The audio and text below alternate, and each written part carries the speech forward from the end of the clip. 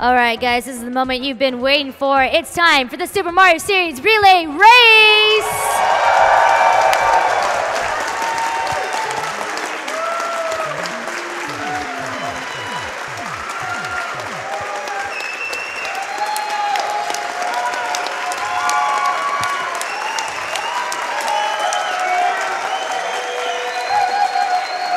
Well, welcome everybody to the 2D Warpless Mario Relay.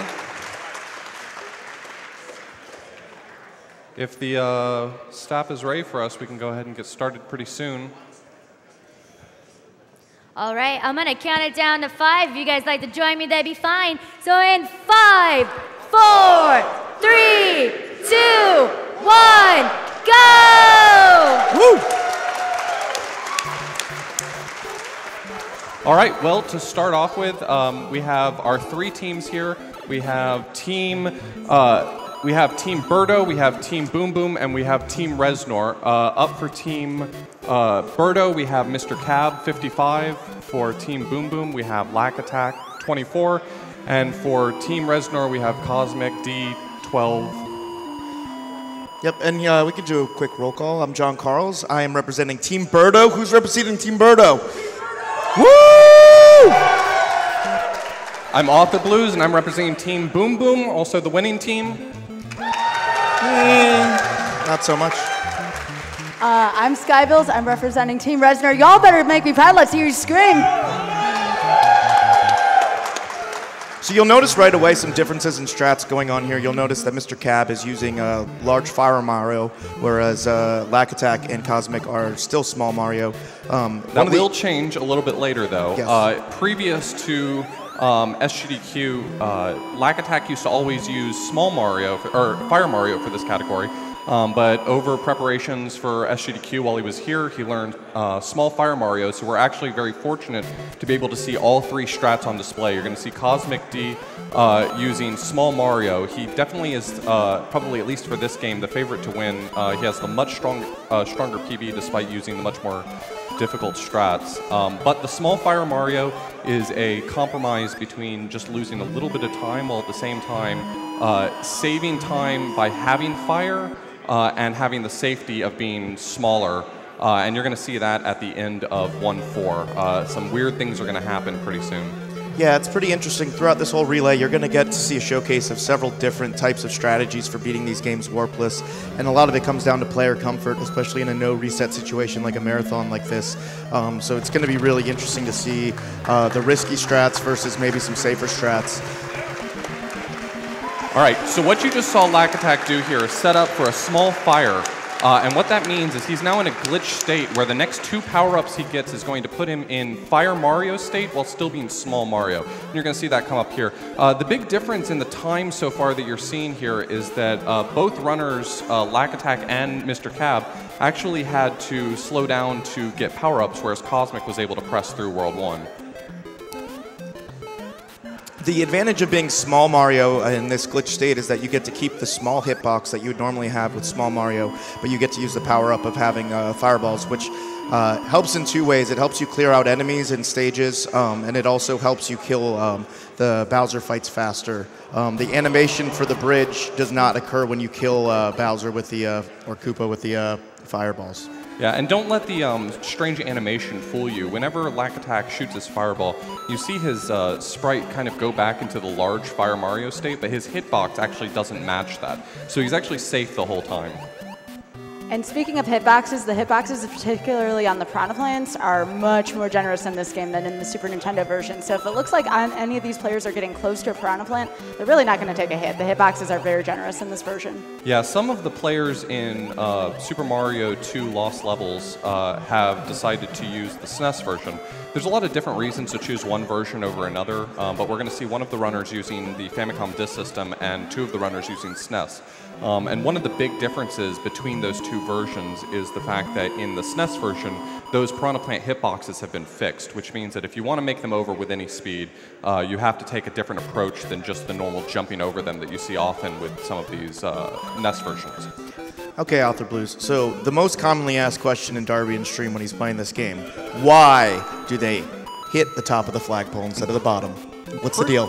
All right, so the thing about this game is that you have to wait on the flag to come down in any case. But what's important to note is that what actually makes the difference between hitting the top of the flagpole and the bottom of the flagpole is if you actually hit the top of the flagpole, Mario jumps off the side of the flag without touching the block. And for whatever reason, when Mario is in the air backwards, he actually accelerates faster, which allows you to get to the castle a few frames earlier. And in some stages, that can make the difference between making the earlier frame rule. For anyone who's not familiar, Super Mario Bros. 1 and Super Mario Bros. 2 Lost Levels both operate on what people refer to as a frame rule, which means that unless you can beat the stage 21 frames faster, you can't really save any time. The game is sort of locked to these 21 frame cycles. Yeah, Darbian Professional Analogy Giver actually explains it as a bus waiting for you every 21 frames at the end of the level. And so it doesn't really matter how many frames you gain or lose as long as you make that frame rule or that bus schedule. So all these runners are doing a really great job. A death by Cosmic on one of the Hammer Brothers in 3-1. That's going to put MrCab in the lead and Lack Attack slightly behind him. Yeah, the big difference that you're seeing between runners so far, aside from small mistakes, the big differences you're seeing is just the number of power-ups that were necessary. In order to get into this state, MrCab needed to pick up 2 power-ups, which cost whatever time he had to slow down for them, in addition to the actual power-up time, whereas Lack Attack actually had to pick up 3 power-ups over the course of the run. Mm-hmm. And you see right there the risk of doing the small Mario strat in the marathon versus doing this either small Fire Mario or a Fire Mario strat is that the margin for error is a lot thinner in terms of taking damage. Now at the end of these stages, you'll notice that the players will want to buffer their time. Fireworks on a 6, a 3, or a 1, you want to avoid those, so we're going to see those numbers being avoided in this. Yeah, the 1 firework doesn't actually end up losing any time, but the 6 and the 3 can be quite costly, especially if you're anticipating getting specific frame rules. For players who are really confident in their skills and who have played this game for a long time and can play consistently, a lot of times one of the reasons why the randomness of some of the more difficult stages that we'll see later in the run don't actually cause quite as many problems is because of the fact that if you can guarantee that you've gotten the same frame rules, you tend to get the same patterns from enemies. MrCab going into 3-4. And Lack close behind. Cosmic's made up some time as well. Mm-hmm. Castle 3-4 is a very challenging castle. Between the fire bar patterns and the very low potaboos that jump out of the lava, this can be a very difficult stage to do quickly, especially with a larger hitbox like MrCab is dealing with. And right there you can see why fire strats are faster, just being able to get over that bridge quickly. Cab having no issue with Bowser there. Another reason why the frame rules can be important is that in the different castles, there are these fire bars and potaboos, and some of those can be on set schedules. Sometimes even losing frame rules can be optimal for setting the fire bars in the castles a certain way. Another interesting thing about Mario 1 that a lot of people will notice if they're new to the run is how tight these jumps look as you jump over the piranha plant. The piranha plants actually don't have hitboxes in the top part of the plant, only the stem, so you're able to jump through those. That's something you cannot do in the Super Mario All-Stars version, and that'll be a difference that you will see when we come to 2J, when one team is going to be playing on All-Stars and one on Famicom Disk System. All right, so we see MrCab going into 4-2 earlier.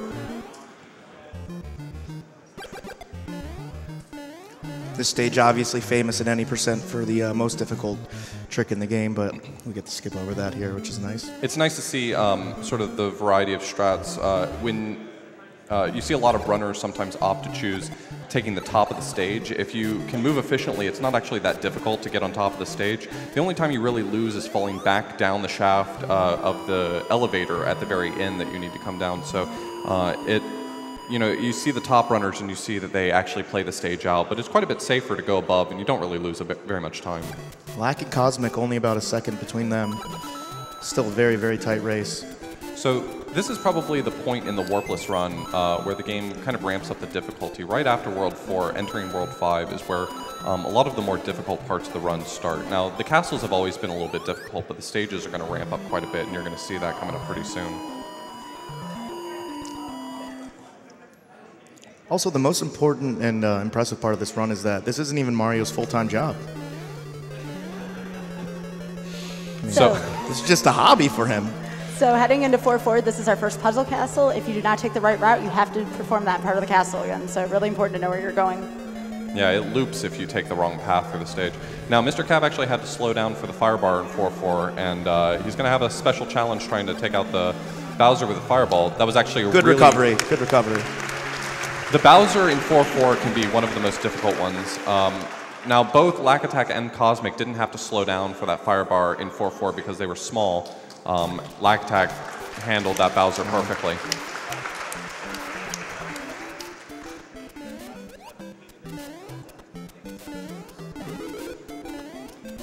We have a $100 donation from Bearman that says, "Save the humans, kill the animals, go Team Birdo." Yeah!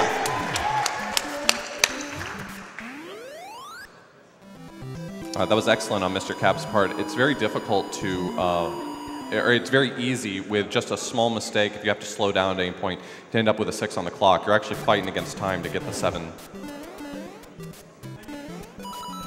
So what are the stakes for this race? What are the stakes for this Yeah. race? Well, I heard that the Runner's Choice donations have something to do with that. Well, whatever team wins, I think, gets all of the Runner's Choice donations for the whole race. Is that right? Mm-hmm. And it goes toward whatever that team has decided on. Do you know what your team decided on? We are going to do Save the Animals. Ooh. Yeah! Skybills, do you know what your team's doing for that? We have chosen to kill the animals and save those frames. I believe my team has all fuzzy photos from Earthbound. I think that was it. Did I get it wrong? No, you did. Oh. I'm just shaking my head at you in disgust, that's all. Plus, there's a side wager going on here, isn't there? There may be a side wager going on. So heading into 5-3, these bullet bills are random. Makes the route just a little complicated for these runners. The stage actually presents quite a few challenges. Because of the bullet bills and the concentration of enemies, this is basically just 1-3, but with random fireballs, or with random bullet bills. But because of all the bullet bills that are there, if you don't kill the enemies in just the right way, you can actually end up with some necessary platforms despawning, making it impossible to beat the level. So, Alth and Sky, you both have played all of these games a number of times, especially in the Warpless relays. What would you say is the difference between the physics that we'll see throughout this series, starting from 1 and going all the way to World? Well, 1 and 2J are very similar. There's a lot of, there are differences. So if you talk to speedrunners about the differences between 1 and 2J, there are some notable ones. Bounce heights off of enemies, for instance, and definitely when you get into issues with whether or not you want to play with Mario or Luigi. For the purposes of this race, I think all runners are using Mario. But it definitely changes quite a lot when you get into some of the later games. So 2 US is very similar to 1 in the respect that there's basically 1 running speed. Once you get running speed, you're at max speed, and that's what you got to work with some small differences. With SMB3, there's an actual P meter, and the P meter controls whether or not you get running speed, and controlling it can be quite a challenge, but I think these runners are up to it. And then Super Mario World kind of borrowed from SMB3 in that regard. There's a P meter as well. It's not shown on screen, but controlling it's a lot easier. I think the Super Mario World runners would agree. Yeah.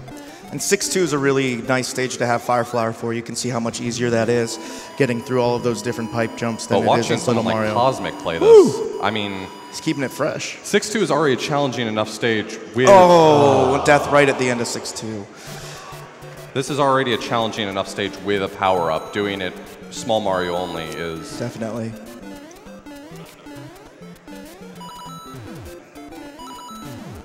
We have a $50 donation from MrCab's little sister. Woo! Saying, "Go Team Birdo." Notice how all the donations are for Team Birdo. Seems like a smart decision to me. So how about we make a wager on this? I think we already did. Okay. What is that wager? So whichever of our teams beats the other one, that person has to speedrun a game of the other person's choosing. Okay, so if you guys have any terrible games you want Author Blues to speedrun, worse than the normal ones he runs, tweet at me. Because you're going down. Look at my boy MrCab just holding it down fresh. I don't know. I think that there's still a lot of run left. Yeah.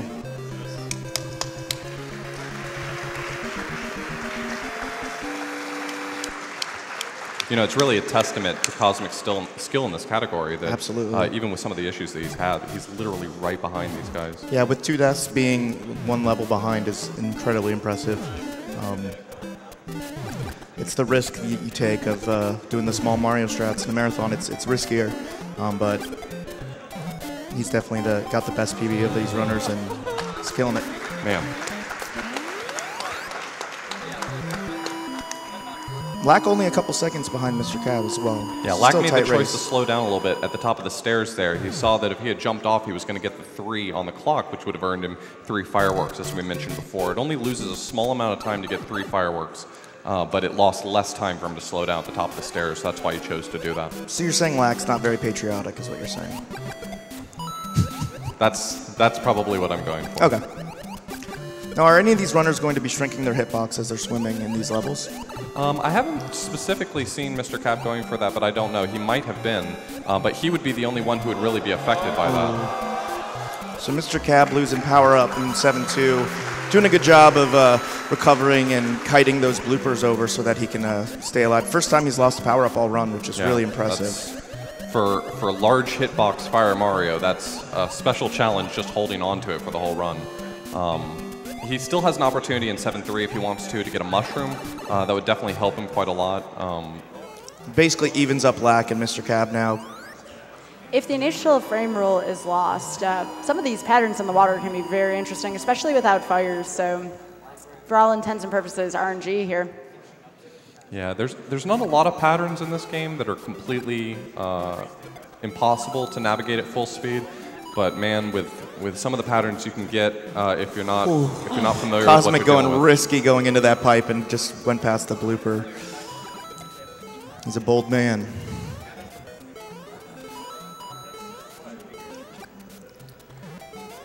We have a $237 donation from EFT that says, "Young boys beat 30-year-old games fast for charity. Let's go for Team Resnar." Aww.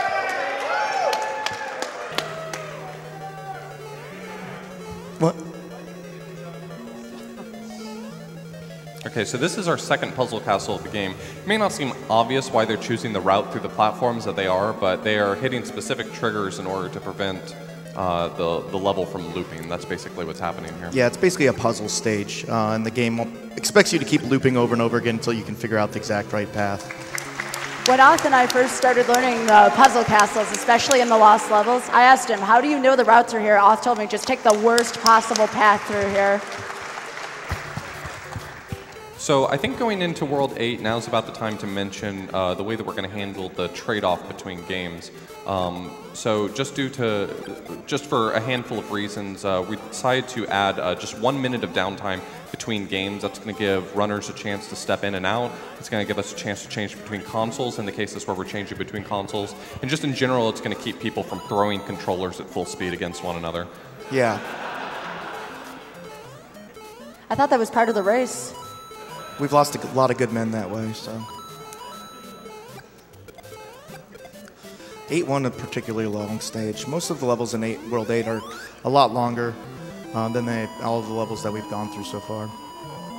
And SMB1 and SMB2J in particular, I believe there's no checkpoints once you get into World 8, so accuracy is important. Yeah, we're definitely into the area of the run that's, I would say is Cosmic's wheelhouse now that we're in World 8. And he's in normal conditions, so I think he will be able to make up some time. You can definitely see how much fire is helping Lack Attack mitigate some of these issues in this stage. Oh, he didn't get a good bill. Yeah, World 8 is definitely a level that, or a world that the any percent runners are masterful at. It's basically half of the any percent run. So Cosmic, being a prolific any percent runner, is obviously very familiar with that. He's probably the best in the world at 8-4. 8-4 being the only level that doesn't actually have a frame rule because it's the end of the game. So you can actually save frames, and I believe he is the best ever recorded 8-4. So going for the mushroom there, and unfortunately the bullet bill being right on top of him as he got it. Yeah, you can see that brief moment of hesitation looking to see if he could get the shot, but wasn't meant to be. MrCab's getting his Fire Flower back, probably a good choice. The end of this stage can be incredibly stressful with all of the Hammer Bros. Yeah, the Hammer Brothers are probably the most difficult part to deal with in this game casually. And honestly, even speedrunning-wise, a very, very big challenge, especially without fire strats. So smart of him to go the safe route there. And so Lactac definitely went for the wall jump pixel there. Let's hear it for Cosmic's 8-3. Oh my gosh.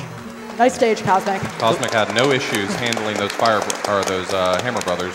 What you just saw Lactac do and you're about to see MrCab do is wrong warp. So essentially, they're scrolling the screen far enough to the right to kind of move the trigger for where the warp would be, but they can still get into the pipe, and they will actually end up going to that water section instead. That's not where that pipe's intended to go. They are actually tricking the game into thinking that. And with that, we have the end of SMB1. Team Boom Boom in the lead. Sub 20 minutes by Lac. Really, really nice time. Really impressive. That's a solid run to start off this relay. It's a really good run. We actually got a $50 donation from Silly Person that actually said, "Go Team Boom Boom." Finally. And go Lag Attack. So great job. You can see the really special challenge that MrCab had. 2014 for Cab.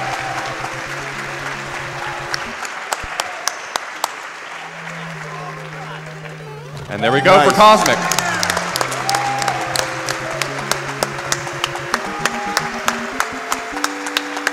So as they set up, we're looking at less than a 30-second gap between all three teams. So this is still incredibly tight. Super close race. Nothing's even begun to be decided yet as we go into a very difficult speed game, Super Mario Bros. 2 US. And with that, we have Justifin going ahead and starting off Super Mario Bros. 2 US. He's going to be picking Toad right out the gate. Now, you're going to actually see a lot of really interesting strategies right at the beginning of this game. There's a lot of really interesting tech in this game. Obviously, for those of you who have ever seen a Super Mario Bros. 2 US speedrun, the most important tech is that for whatever reason, Toad, being the slowest character in the game, they decided that all he has to do is pick up an enemy, and he's now the fastest character in the game. And that's what they're... We're getting a little fuzz on our screen here. Nothing Svenne can't handle, though. Oh, and Justifin dying on Birdo at the end of 1-1. One of the most difficult parts about this speed run is that there are no continues. When you die in a world, you start at the beginning of that world. So if you die on 7-4, you start back on at 7-1. Can make this game really unsafe for a situation like this, especially trying to push the game as fast as you can. Nice trick by Svenne there.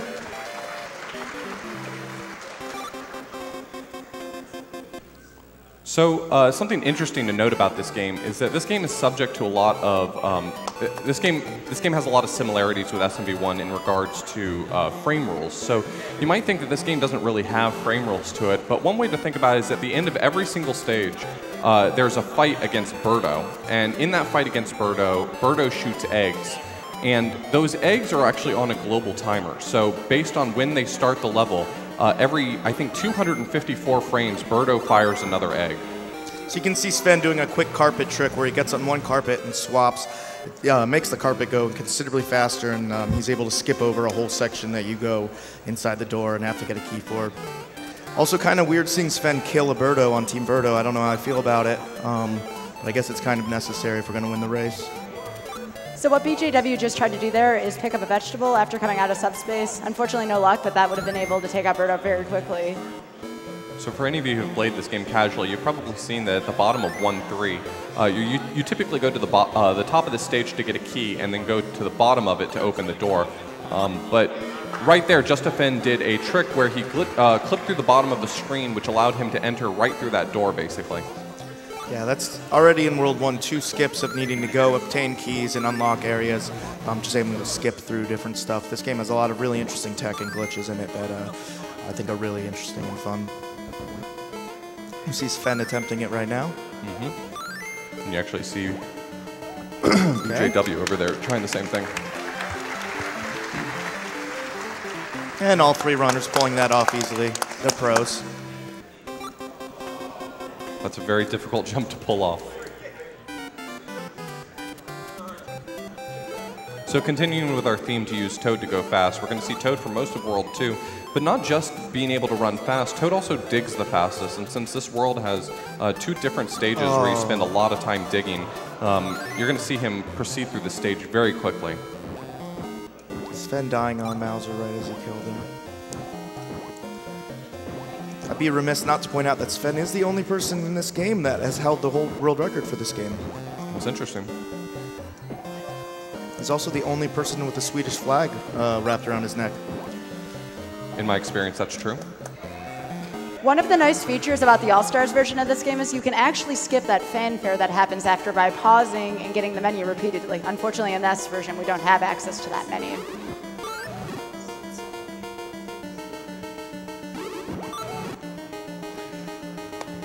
We have a $40 donation from KDoodle7 that says, Team Resnar has my heart. I still believe in my boy BJW.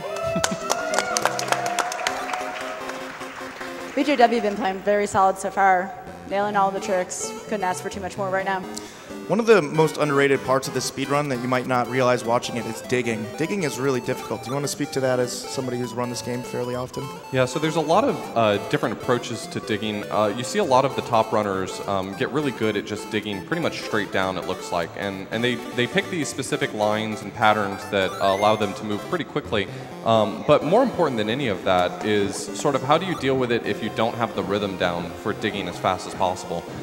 One of the issues with that is that, as you can see, there's a lot of enemies who would like to fall on your head. But they sort of move left and right based on your position in relation to them.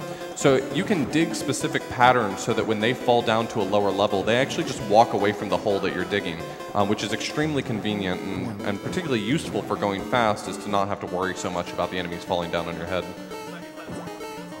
You'll see that Sven actually was able to star kill that Birdo. If you're able to get a star all the way to a Birdo fight, you can just run right through them and not have to... yeah, the timing for that can be very difficult, yeah, but it's a tight window. If you can do it, it's quite a bit faster. There's an easier version of that star kill, too, in World 4 2. We're going to see a little later on. Yep. So what other characters can we expect to see in this game? I'm going to see all 4 characters? You will see probably all 4 characters, at least from most of the players. In most of the stages, you pick based on what you do the most of. So for really stages where you need lots of really long jumps, you're going to see maybe Luigi. If you see stages where it's just a lot of running or digging, you're going to see Toad. There is one particular stage where it's faster to use Princess Peach or the princess, and that stage is just one where there's one particularly long gap that allows you to skip a segment of the stage. And then for a lot of these runners, you're probably going to see them use Mario in 3-3. Mario is a really well-balanced character, and that stage just has a large balance of going horizontally and jumping vertically. So, my boy Sven throwing an item at Birdo at the same time the egg came out, being able to get a double hit there, save a little bit of time. Overall, the race is still really close. Yeah, this is exceptionally close. Yeah, Just Defense having a little bit of a challenge getting that the powered jump. The reason is that while you have the star activated, you actually can't see whether or not your character is flashing to indicate that you actually fully powered up. So if you try to rush it while you have the star, you have no visual indicator that you've succeeded. And Sven being a champ, just enduring the audio or the visual issues that are going on in front of him, just staying focused. Yeah, I think Sven deserves a special appreciation for being able to play under these conditions.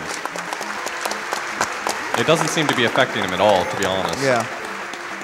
And there you saw a quick kill on Triclide. You can actually throw the bird directly on him. Yeah, there's a lot of pretty cool quick kills on these bosses that you might not have ever seen if you've only played this game casually. Just really creative strats, in my opinion, compared to some of the other Mario games I just really like. This game's definitely kind of the black sheep, or a very different game than the others, and it's got a lot of really cool speed tech that you won't see in other games, these Mario games either. It looks like BJW just barely missed the timing for getting the quick kill on Triclide, but ended up clutching it out at the end anyway. It's worth noting here, if we're just talking about PBs directly, that the BJW is definitely the favorite to win for this game. He has by far the strongest PB of the 3, though they're all fairly evenly matched, I would say. I just wanted to say, before you guys keep continuing on, but we did reach $900,000.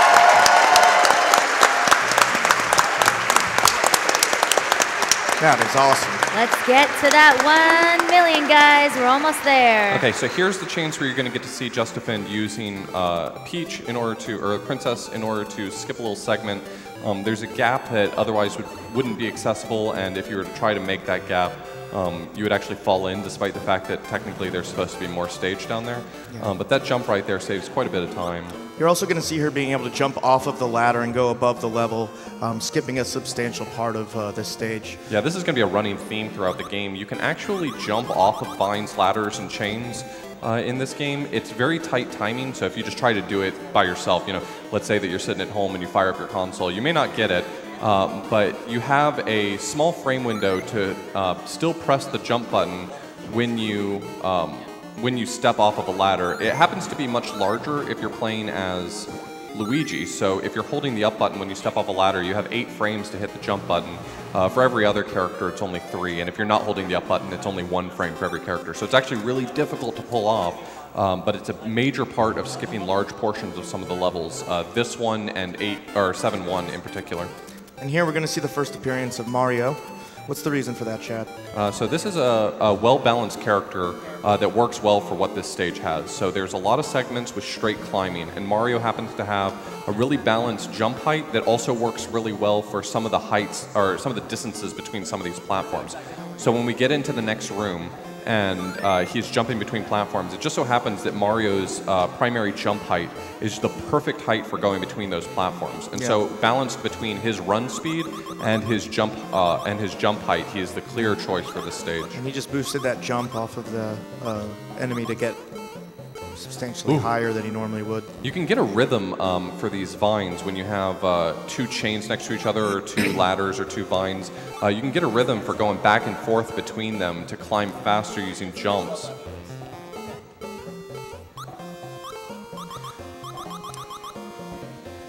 We have a $10 donation from Oath for Blues. Says refresh token equals go team boom boom.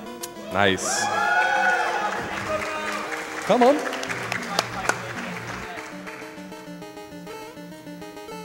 All right, so we have Justifin right now going into the second Mauser fight. Both of the other runners are going to be going into Mauser 2 in just a second as well. This Mauser fight, the major difference between this one and the previous one is this one takes 5 hits, and in addition to that, there's also this spark that's going around the screen the whole time. It's very frustrating, casually. Yes. And you see Sven using Luigi in this level instead of Mario that we talked about. Do you want to speak to why he's doing that? Well, I think he said that he had a few specific strats that made... Oh, okay. Yeah, he mentioned specifically that there was a frame-perfect glitch. I think it was that door entrance right there. If you input the jump at the right time, you can skip a little portion of that stage. In addition to that, I mean, all told, the amount of vines that you end up climbing in this stage, being able to have access to just jumping straight up them much more easily, it makes him not a worse choice, to be honest. Luigi's definitely an interesting character to get used to using casually because of just how floaty he is, but huge advantages at some of the speed tech in this game, specifically with ladders and just jumping over certain gaps.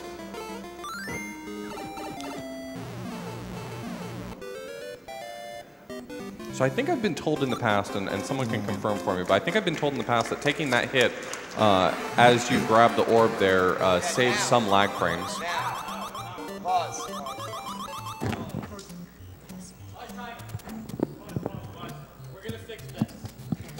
Sorry, guys, we're going to go ahead and fix this right now. That's why we have everyone at a pause. Do not worry. It's going to keep going. When he gets back to 4-1, we're continuing from there. He's going to warp. Okay. All right. So just to make this fixed, he's going to go ahead and use the warp to just catch up to where we were at, and that way we don't have about 2 minutes, I think. Yeah, we don't have video just kind of going crazy on you guys there. So maybe one more round of applause for Sven for playing so well up to this point with his console like that. I mean, to be able to pull off the crazy tricks that he was doing in addition to some of the strats that really no one else goes for. And even now, I mean, all he's doing is trying to get back to World 4, and he's playing like fire. I'll read a couple of donations while we're waiting for Sven to get to 4-1. I have a $200 donation from Darabian that says, "Go Team Birdo." Yeah. Marbles, marbles, marbles, marbles, marbles, marbles, marbles, marbles. Marbles. Oh my goodness. We have a $30 donation from Thompson Harbor that says, I'm so excited for the rest of this race. I had to donate again. Go Team Resnar, killing the animals for my man Riley. We have, oh my goodness, we have a $50 donation from the Sticky Stick Man that says, incredibly happy to donate during my most anticipated run of this GDQ. Looks like it's going to be an exciting race so far. We'll donate another 15 if Team Boom Boom wins, another 20 if Team Birdo wins, and another 25 if Team Resnar wins. We also got a $2,000 donation from Tang En. Woo! Supporting MSF is one of the best causes that I could put my money towards. I've kept my powder dry all this time, but I've got to go support grandpoobear. It's time to raise the stakes. Money goes towards the runner's choice. Come on, Mario Speedrun community. Let's see if we can push this to 1 million. One person just needs to donate $93,000 right now, and we're good. Yeah, we'll just be totally fine. Don't be cheap, guys. Come on. It doesn't look good on you. Got $100 from Anonymous that says, go Team Resnar, kill those animals. Okay, so here you're going to see the warp that you wouldn't normally see in Warpless. All right, and here we go. We're about ready to go. All right, guys, we're going to count it down again. So in 3, 2, 1, go! Awesome. It's a nice little halftime break, you know? Yeah. Get some Gatorade. Now I feel like I can really see that screen. Yeah, go over the game plan, talk to the coach.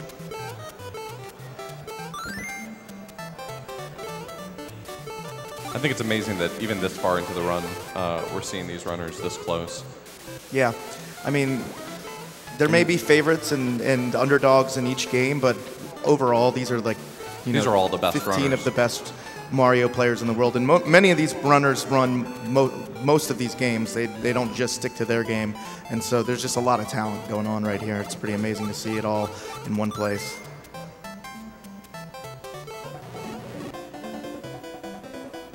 So here we got Justin going for the star kill.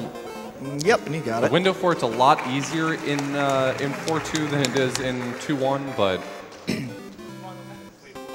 This maneuvering that Sven's doing here, this part is pretty tricky, at least to newer runners. Just trying to keep your speed and dodge all of these different things flying at you can be pretty tough. And you can see Luigi riding an egg with a plant over his head. So the main That's reason something you're he's into. choosing Luigi right here is because there's a big gap he can jump over right here that skips pretty much the entire stage. It's important not to go in the wrong door, otherwise you'll be locked out of it. That's true. Oh, this fight. We all remember this one.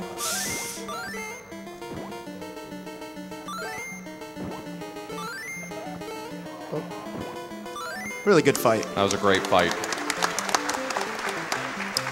Sven pulling off the star kill himself, while BJW goes for the Fry Guy fight. Oh, that was a great fight. That was risky, and he pulled it off. There's a lot of swagger on Team Resnar. They're going for some bold moves. I respect it. Respect their game. So much of 5-1 can be skipped just over a series of long jumps. If you miss a jump, you can actually clip into some of those platforms, so not all is lost if some of these runners were to jump Looks a bit like short. Justifin's taking a really quick detour for that extra one up. Yeah, so as we said earlier, this game is really punishing if you game over. You will have to go all the way back to the first level of the world you're in. Other games that we're playing here, a lot less punishment, so taking an extra life there and losing a couple seconds, probably not the biggest Oh, deal. wow. So we find our first gray or silver birdo here, and that just means you're not going to get any eggs out of that birdo. You have to throw mushroom blocks at it. There's 3 variants. There's the pink one, which will shoot all eggs, the red one, which will shoot some eggs and some fire, and then the silver ones, which will shoot all fire. What if I'm colorblind, Skybills? I think they're still the same 'Cause I color. am. You just can't see it. Oh, okay. That's helpful to know. All right, so you've seen some differences in strats. Justifend is choosing to use Toad in 5-2. Now, that's an interesting choice. Toad obviously runs faster, and you can play the stage faster, but Luigi definitely gets the benefit from the vine section here. So, Yeah, this game very unique just in the fact that you can have so many different strategies. In Super Mario Brothers 1, we saw overarching strategies that people maybe do differently. But this game kind of goes by level how you feel comfortable, and that's kind of a really interesting thing, especially in a marathon like this, to see so many different approaches. Great fight over here by Justifin. That's a really tough Birdo. That's one of the earlier Birdos that we encounter that shoots both fireballs and eggs. And with that fish in the way, there's a gap. It's kind of a smaller segment. It can be very challenging.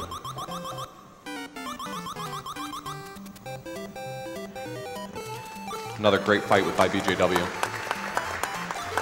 So every time you're seeing Luigi jump off the vine like this, that's an 8-frame window for him to do it. And obviously can just extend through the levels way quicker.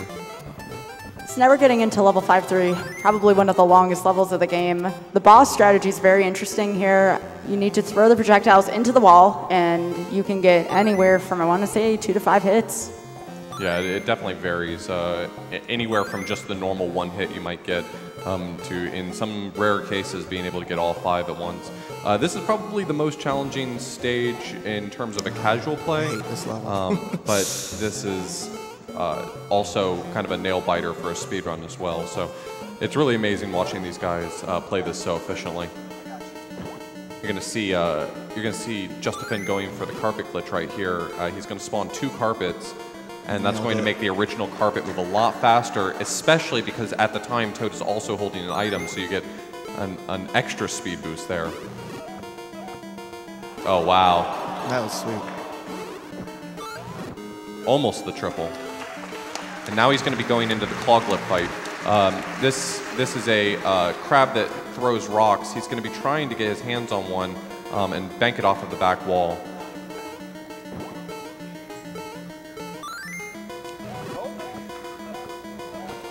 Oh! Yes! Really nice. That is extremely hard to pull off for what it's worth. I don't know if that was obvious from watching it. Really nice fight by BJW still.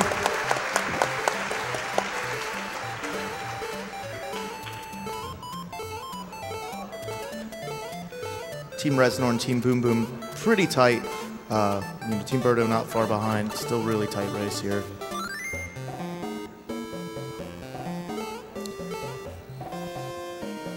We have a $200 donation from Wallach that says, Team Birdo, Svenne is the man. Yeah.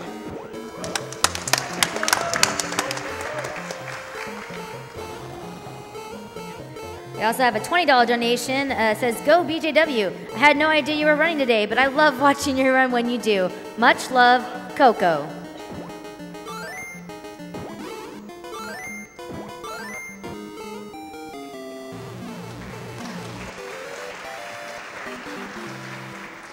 Nice kill. All 3 teams within a minute of each other. So this is probably one of the most interesting stages to watch. It's very challenging to learn how to do this. The intended strat for this stage is to just ride one of the albatrosses off to the right. But you're going to see these runners choosing to use Luigi and making these very precarious jumps between enemies. Most of these jumps do line up somewhat naturally, but there are a few that are very difficult to pull off. A small frame window right off of the end of one enemy just barely gets you onto the next one. Yeah, it's always been strange to me. It's almost like they set that up as an Easter egg to find because of the way those the birds are just lined up so naturally to use with Luigi. Definitely. My least favorite part of Super Mario Brothers 2, getting chased by that mask. I have nightmares from being a kid. It's just always after you. Well, you know what? I don't think it scares these runners. So I don't think it does. Coming up in 6-3, we have a potion jump here coming up on Justifen's screen. Yeah, Justifin and the other runners are going to be trying to use this potion to bank off of and jump over the wall. That's excellent. The alternative is going underneath the wall, which takes time to sink under the sand, and then you move much more slowly in the sand. BJW pulling off without any trouble.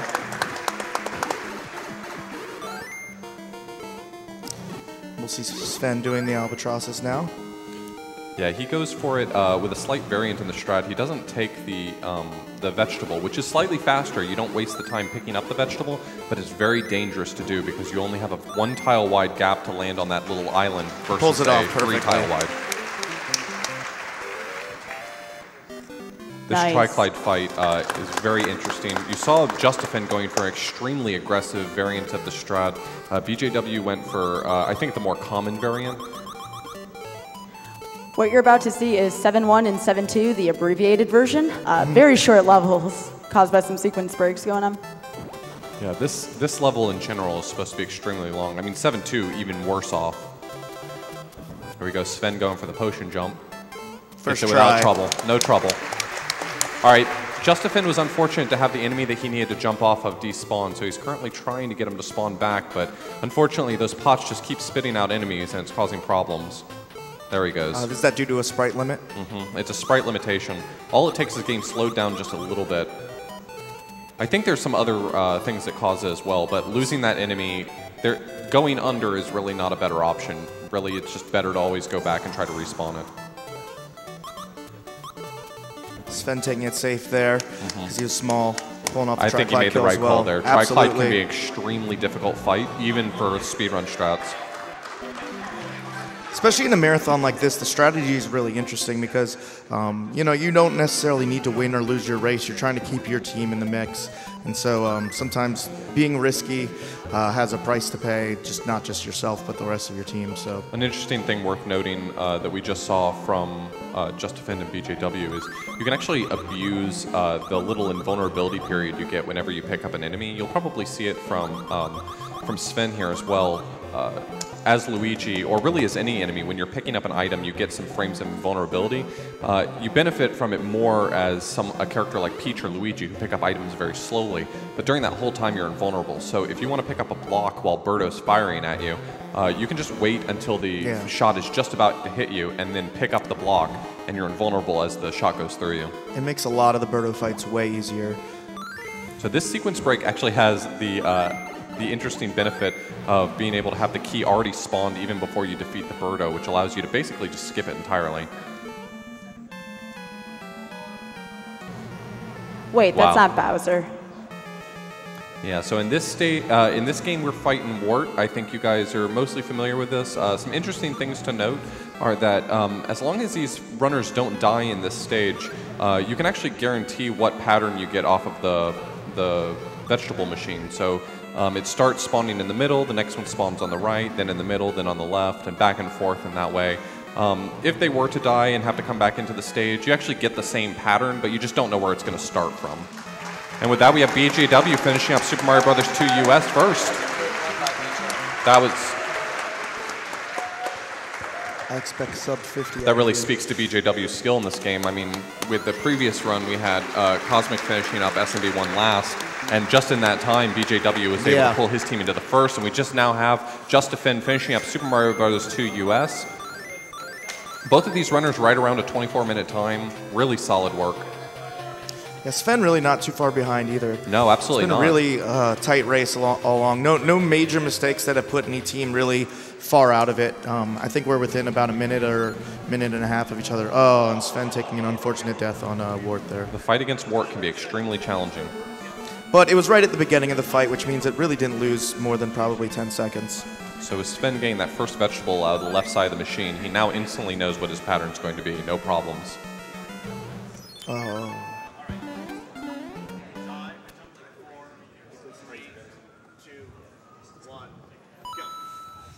And Aweglib kicking off SMB3 over here. All right, so in Super Mario Bros. 3, we have had power-ups so far, but at this point, we're going to have to deal with a different kind of element, and that is items. We're going to be using some items to be skipping some stages throughout the game, so inventory management is very important, something we're going to be talking about throughout the game. You don't want to grab 3 of any item throughout the game. We want to have differences because you will lose time if you get 3 stars or 3 fire flowers. 3 mushrooms isn't really that big of a deal. We will have also the P-speed meter as well. Oof. A bit of a scary fight to Warp, but Sven pulls it off. Sub 26. This wicket race is still definitely close. There we go. And with that, we just ended up Super Mario Bros. 2 US by Sven.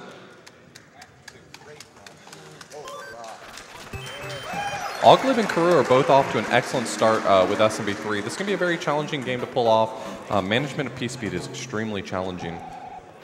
This is the game based off the movie The Wizard? Mm-hmm. Yep. Okay. That's the one. So right here, what's going to happen is we're actually not going to fight Boom Boom in this fortress. We're going to be taking the whistle. Ha ha ha, Wizard references, I know. But this whistle is actually going to skip. This whistle is going to skip this part of the stage. It comes with a little bit of a cost here. The whistle is normally what you would use to warp, so that whistle is going to stay in your inventory. You better not mash the buttons, otherwise you're going to be sent off to a far-off land. You don't want to do that in a warpless race. We call it no tooting. I think it's important to note that my boy Pooh has the freshest hat collection of any of the runners in this whole marathon. That's true, and I think that that's going to make a big difference for this race. He actually had to bring an extra suitcase just filled with hats. So the first of many Hammer Brothers. Hammer Brothers can cause a ton of RNG in SMB3. We also have the Overworld, which wasn't an element in the other two games. Those Hammer Brothers are going to cause some complications as to which items they carry, where do they head. What I want to know, and we'll talk about that in World 2 coming up, is whether or not any of these players are going to get early Hammer, and if so, why they chose to do that during a marathon versus not. But the Hammer will allow them, if they access it early in World 2, to skip 3 stages early on, at the cost of having to do an extra fortress in World 4. So Sky and Off, this is the first game that we have here in this race that involves P-Speed. Do you want to talk about kind of the difficulty of maintaining P-Speed and how that affects this speedrun versus the other ones we've watched so far? Yeah, so this game is the first to implement a P-meter, which means that you do have to build up a certain amount of run speed before you get the opportunity to run at your full potential. The difficulty here is that this game punishes you in certain ways, such as movement back and forth, running over pits. Any moment that Mario's feet aren't on the ground, you're probably being punished against. You're being punished with your P-meter dropping. These runners are all really used to this, and in general, the thing is that just looking at the P-meter usually isn't enough to tell the full story. A competent runner can usually sort of internalize how far off they are away from, getting their full P-speed. Definitely. Losing P-speed or getting hit can definitely throw off a level that, it looks so easy when you have your P-speed and do it perfectly, but just the littlest of mistakes can throw off a level so easily in this game. Also, I think this game needs more auto-scrollers. What do you think? No. Worth noting that Kirua is the current world record holder for this category with an incredible time, but both of these runners, Aweglib and grandpoobear, have both improved their PBs quite recently. Definitely. And actually have really, really great times. This is going to not just be a close match, I think, but it's also going to be really impressive. It's one thing to have a bunch of people who are playing at a 55 or a 58-minute time being all matched, but definitely. being able to see them play at this level and play this competently or consistently is Kirua is around a 51-minute time, I believe. Yeah, Poobear's he's got at a 53. 52, I think. Which is just really amazing. So right here, the urge to kind of jump and grab the wand is strong, but here you actually want to stay at the bottom of the screen and just pick up the wand as it falls to you, because it does save time from Mario falling even further if you jump to get the wand. Toad's animation there, really amazing to me. She's in a lot of distress. We're going to help him out, don't worry. We have a $5,000 donation. Wow! From the Kobold Inn, saying, such an amazing event GDQ is with so many incredible people running and donating. Shout outs to my favorite runner, Pooh. Absolutely. Save the Toadstool, save the princess, save the kingdom, and as always, save the animals. Go Team Birdo. Woo!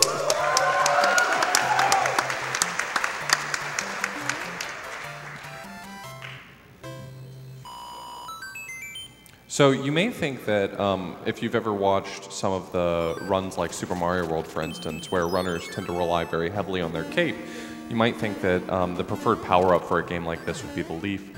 But honestly, even just playing this game casually, you get quite the impression that the leaf is quite a bit slower. Using the raccoon tail is slower for movement, and that's exactly what you're going to see throughout the course of this run. There's going to be a few stages where runners will probably be using their P-Wing, if for no other reason than just the easy access to a leaf when they need it.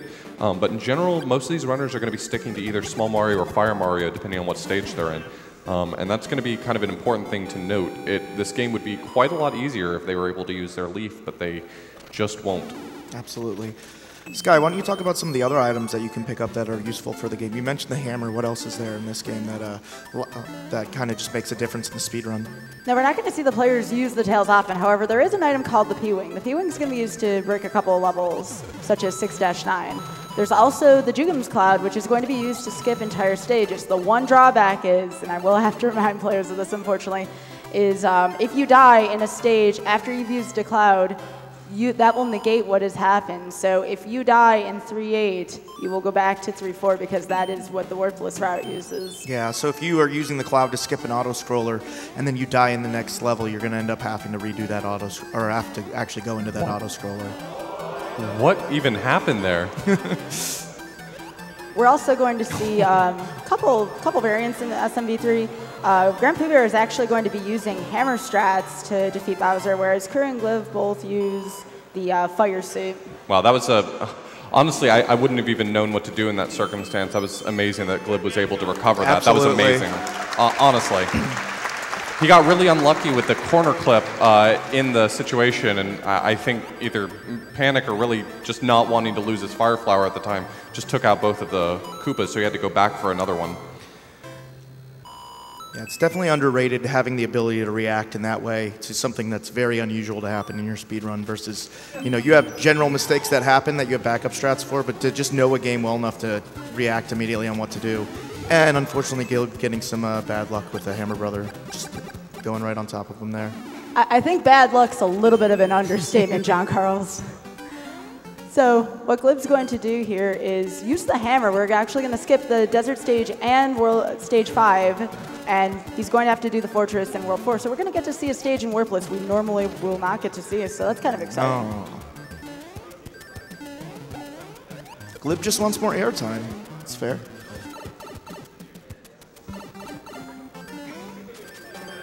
We have a $500 donation from Raz that says, "Go Team Birdo, go Pooh. I like you just the way you are." Woo! I'm getting a sense a lot of people like grandpoobear. Yeah, one thing that you're probably going to see a lot of, and you may not notice it can be very subtle at times, but if you run at full speed with full P meter into the end of the stage, you pretty much always are guaranteed to get the same card. You're always going to get the star card, which, if you're just playing this game for fun, is fine. That's 5 lives every time you get 3 star cards, so that really adds up. But you will see them try to subtly lose a little bit of speed, usually, toward the end of the stage, just to offset what card they're going to get, because they desperately want to avoid getting 3 of the same card. 3 of the same card definitely is going to lose them a lot of time. So yeah, there's a whole animation that shoots up fireworks and gives you a bunch of lives that it's... So you're saying all of these runners aren't patriotic? It's not just fireworks, you got me on it's that a star. one. You got me pretty good there. As if you don't have enough to worry about in this game, so there's another thing that's special to this game. The Hammer Brothers can turn into coin ships. While that sounds like that's fun, these coin ships are actually auto-scrollers. You don't want more auto-scrollers in this run. We have enough auto-scrollers in this run. So what's going to happen is we need to make sure these players do not have any multiples of 11 when in the worlds 1, 3, 5, and 6. Now, I do want to point out that while this game has a ton of room for differences in strats, and we've been fortunate to see almost every game so far, all of these runners using considerably different strats. For the most part, these games are going to look very similar for SMB3. Absolutely. You're going to see these runners choosing basically the same route. It's pretty set in stone, and there's not a lot of options for them. But one thing that you are going to see as we near closer to the end of the run is you're going to see grandpoobear using the the hammer suit. And that's going to be really exciting because a lot of times you'll see Warpless runners pick up the hammer suit but save it until Bowser. But grandpoobear is actually going to activate it a lot earlier and use the hammer suit to help him with a lot of World 7 and all of World 8. And there's obviously a backup option for him. If he happens to lose it, it's not the end of the run. He can grab a Fire Flower toward the end, and that's not a problem. But the other 2 runners are going to prefer the more common and conventional Fire Mario strats. grandpoobear is going to be the one that's really going to differ here, and it's going to be exciting to see that. In addition to that, the Jugum's Clouds that Skybill's mentioned earlier, You can choose which stages you want to skip, and while some of them are pretty obvious choices which ones you would want to skip, there are a few options you can have throughout the run. We're going to see a few of these runners pick different stages throughout, and some of those options are for time saving, and some of those options are for safety. And it's going to be interesting to see which stages we see from which runners. Absolutely. Looking forward to seeing grandpoobear in his ultimate swag of hammer suit. It's the only way to beat this game. Very nice 3-2 by Aweglib. It's very difficult to not reach the water there. Well done. So now we're going to see a very iconic enemy in this next stage 3-3. This is Boss Bass. And what happens is it doesn't matter how many power-ups you have. If that fish gets to you, you're dead.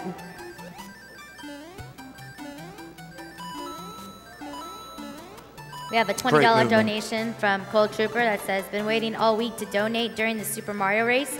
Go Team Resnar. Yeah, that's the appropriate reaction.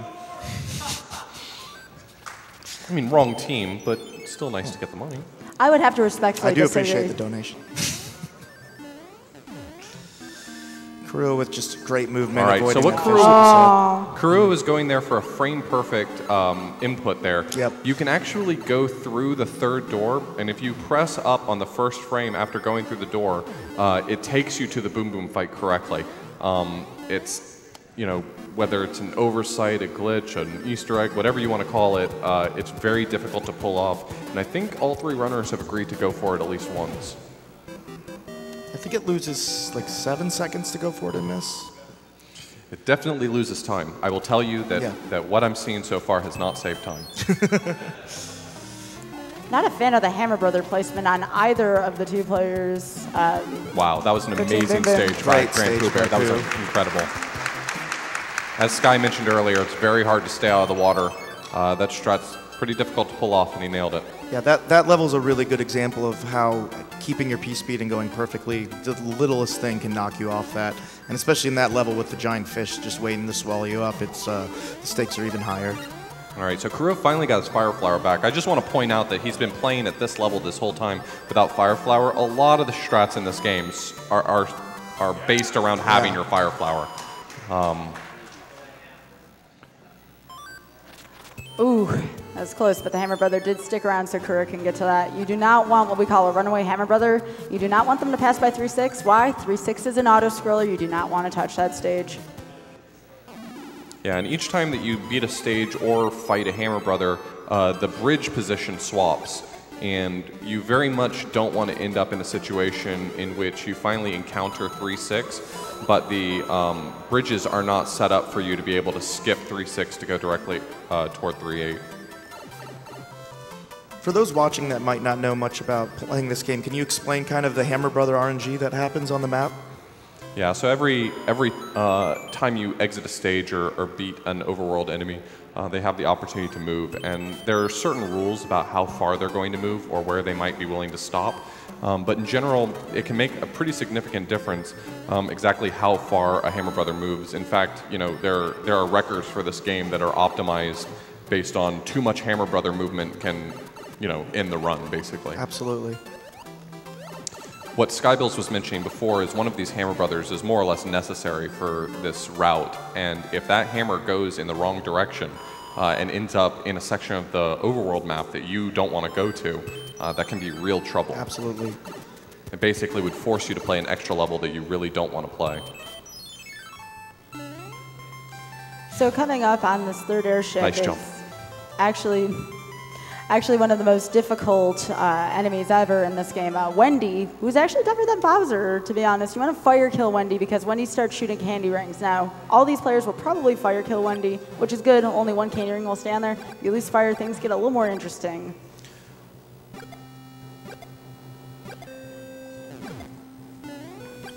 No swag jump for Glib.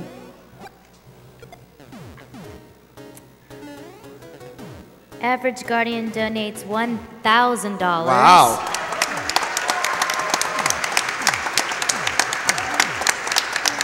Saying, I don't think we have enough hype for Team Birdo.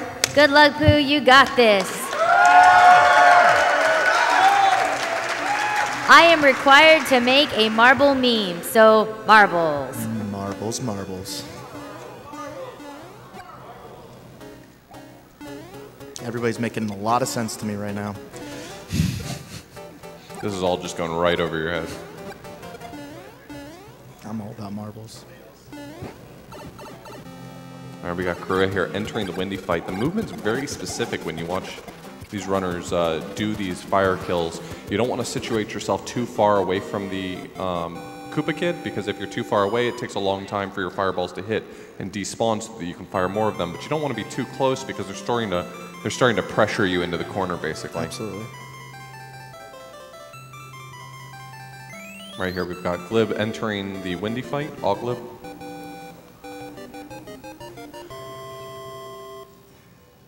So teams Reznor and Boom Boom still within about 20 seconds of each other. Excellent. So Kirua's heading into World 4. World 4 notable because of all the large enemies in the stage. This is sort of like a Mario has shrunk down world. Yeah, such a cool concept when you play this as a kid. Now, it is important to note that Team Boom Boom is a bit more in the lead right now than they appear to be, because remember, Aweglib did use his hammer during World 2, so he will have to go through the fortress in the first part of World 4.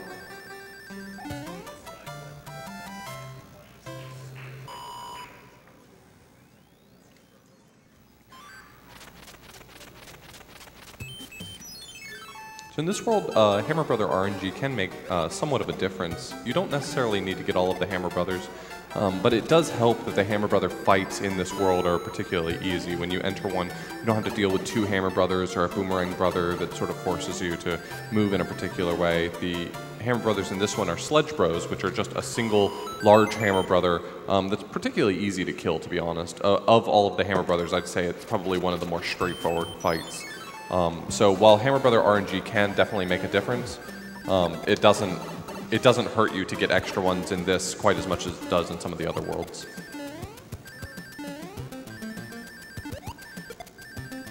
World 4-3, one that Kirua's in right now.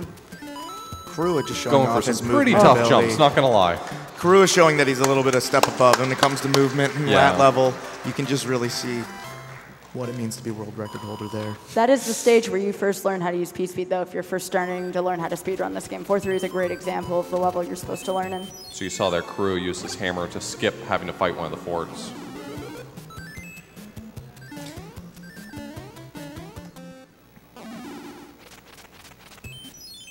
In this, we're going to see the Lakitu bounce. He's going to set up in a very specific way so that he can get on top of the Lakitu and skip pretty much half of the stage. Yeah. I mean, the stage is more or less done now. Double Lakitu bounce. And Lakitu's dead, so Yeah. double win.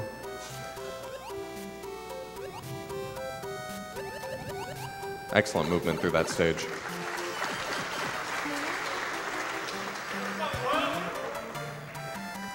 It's sometimes difficult just to look at these and realize how subtle the movement differences are. Absolutely. And just be able to see how small things that they're doing are affecting how different enemy patterns allow them to move through the stage more quickly.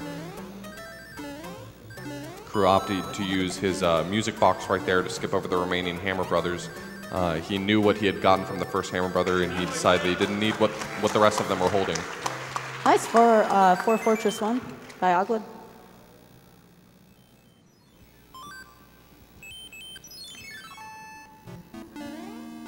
We have a $200 donation from Anonymous that says, "Go Team Reznor." I'm not hearing a lot of donations for Team Boom Boom. I'm assuming that people are holding out for the underdogs. I heard their host, like, they just weren't a fan of the host. The commentator. Okay, yeah, all right. I can take the criticism. They said you were too tall. That was weird. I get that a lot. Yeah. Pooh doing the Lakitu jump there as well. Now there is an item that Glib could have used here. You actually have that music box. That can be used to skip some Hammer Brothers and some levels later on in World 7, but it's best to use that on the bottom of World 5, so much quicker to kill the Sledge Brother than the two Hammer Brothers.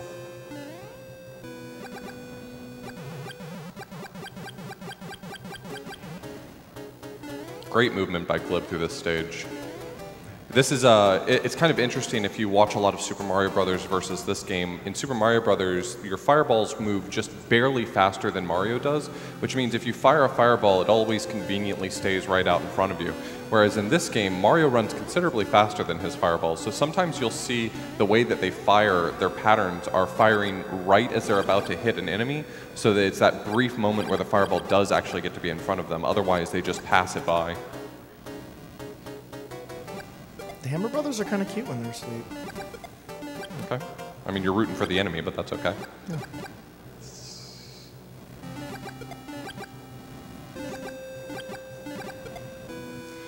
All right, so since we're literally on the longest level of the relay, or up there at least, that would be a good time for donations. No problem. First, we have a $20 donation from Calico that says, "Hey guys, never gotten to watch a GDQ event live before, let alone donate. Figured I'd do so during one of my favorite game series that was among my first as a gamer. Go Team Boom Boom." Nice. I also got Lots of people have judgment I issues. also got a $100 donation from Aweglib. What? What? How does this happen? Greetings from the World 4 airship. Didn't have much else to do right now, so I figured I'd get my donation in. Thank you so much to all my fellow runners and to everyone who helped me put this amazing relay together. It's been an honor and a privilege to work with you all and to help DWB with all the great work they do. Team Resnar. Aweglib not only able to keep his own in this speed game, but also able to donate money at the same time. Pretty impressive. I didn't even see him pull out his phone. It's brilliant. Must be Google Glass or something. Probably. Took a selfie in this stage last year. Okay, Google. Donate $100 to Games Done Quick. Well, maybe not Google, but I know the Yeti donated $5,000. Woo!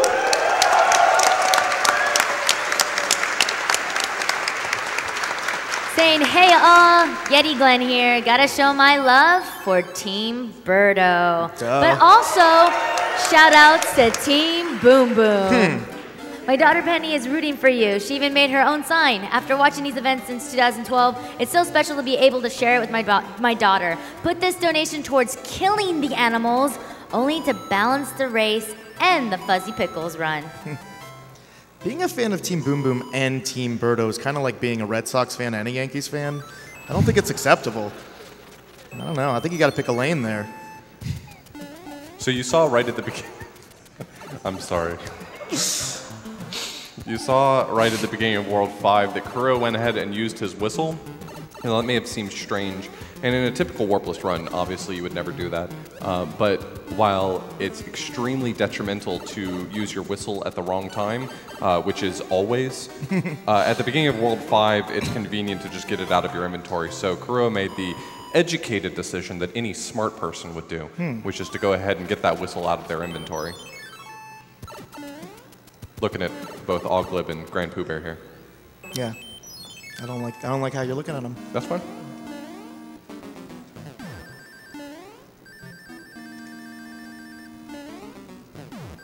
We have a $150 donation from Loser141 that says, "Let's go Team Resnar. Let's save those frames, kill those animals, and speedrun raising 1 million. Money to runner's choice."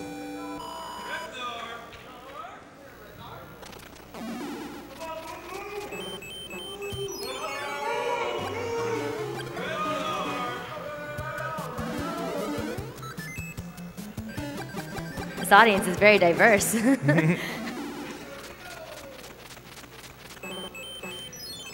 Now, Aweglib already has 2 stars.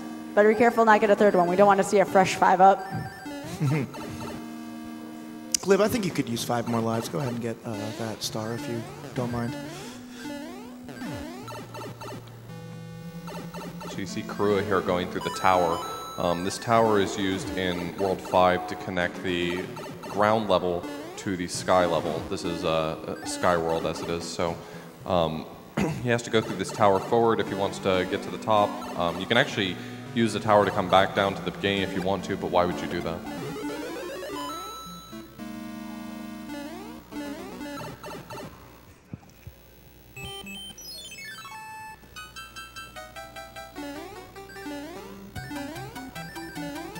Pooh's fam donates $1,000. Saying Team Birdo and Pooh Nation represent. Pooh Nation. Hammer Suit Kill, let's do this, brother. Great event as always and a great cause.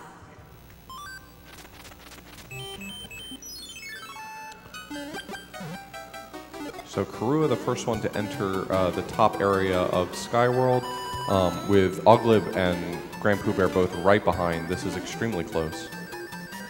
Aweglib just used the music box, put a couple Hammer Brothers to sleep. Making sure that he doesn't have to stop at each one of those. Now, he will have another one by the time he gets to World 7, which is going to be used to skip Piranha Plant stage at the end. Now, do you want to speak to the items you get at the end of the fighting the Hammer Brothers? Are those randomized? No. So they have a set. Yeah, you can spot which one's on which world as long as you can see them at the beginning. You know which one's holding which, I believe. But you know, it's very easy in the fray to lose track of which one's which, especially if they pass one another, for instance. Absolutely.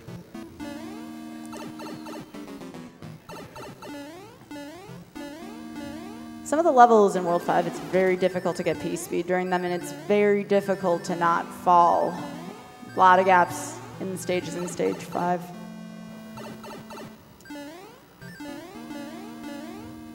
We still don't have a death up to this point in the Mario 3 race from any of the runners, which is just really kind of shocking. So Kirua losing his Fire Flower there is going to cost him just a few seconds just on the Boom Boom kill, but honestly, nothing to be worried about. How did Mario get up to these clouds? Using the tower? Yeah, respect the lore. Oh.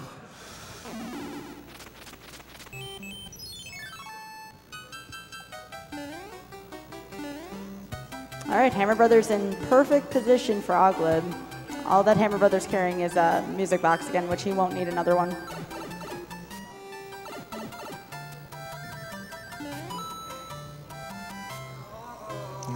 Pooh losing Fire Flower there. Unfortunate. All right, Jugum Cloud being used again to skip 5-9, which is actually a diagonal auto-scroller. Haven't seen anything quite like that in other games, but unfortunately we won't get a chance to see that. Skybill's rooting for auto-scrollers over here.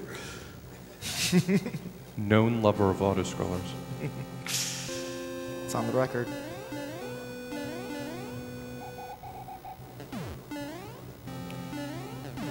We have a $500 donation from B. Diddy Tampa saying, as always, thank you to everyone involved. Good luck to all the runners. Cheers.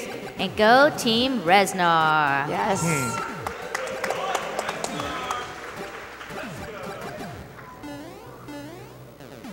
They wouldn't even be my third favorite team. Wow, thanks, John. Getting very salty here, it sounds like.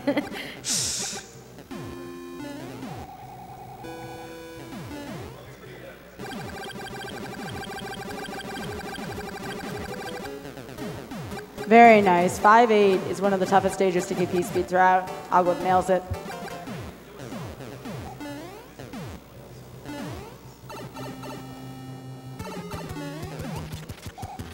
So this is Roy. Roy has an earthquake mechanism, which you don't want to be on the ground when Roy lands. Otherwise, it's very easy to get comboed and killed, even with Fire Flower.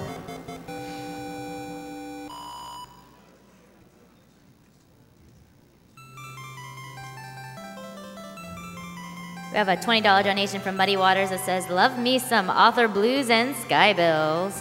Ouch! You're okay though. Like in We have a Small doses. $10 donation from Author Blue, with no S, that says, singular Author Blue here, donating for Team Birdo because I want to see my handsome imposter Author Blues play a bad game of John Carl's choice. It's good, man. It's good to have friends. I'm definitely a bigger fan of Author Blue than Author Blues. I'm going to put that out there. Makes sense for your letters. Yeah. A lot easier to spell.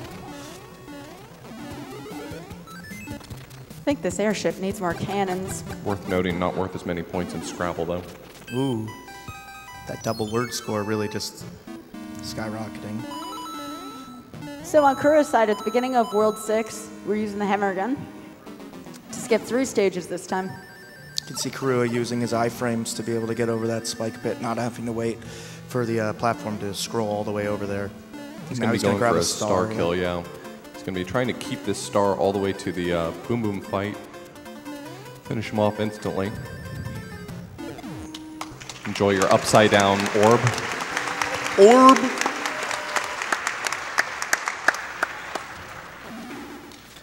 How much of a temptation is it to just goof around when you're in these auto-scrollers? All of the temptation. Yeah. You can lose runs to that. You got to be careful. Keeping your focus through auto-scrollers like this is actually really difficult to do.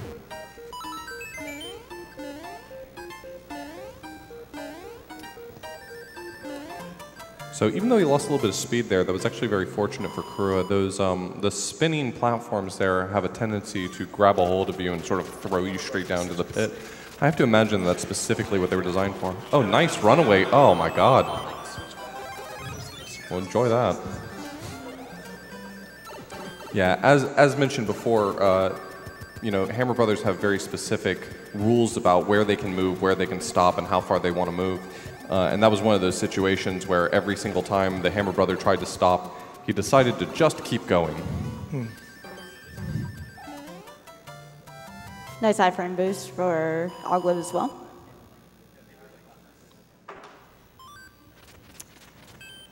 We have a $200 donation from Amy Star that says, I've always meant to give Doctors Without Borders money when I had some, and now I do. Go Team Boom Boom. Team Boom Boom gaining some bandwagon fans here in the audience. Just kidding, guys. I love you. All right, using the raccoon tail in order to fly through large portions of this castle or fort can save quite a lot of time, and Kirua pulled it off expertly. Pooh going for the star kill on Boom Boom. Runners within about a minute and a half of each other, so still really close in this overall race. Extremely close. If you just tuned in, we're still got 2.5 games left and really no clear outcome yet.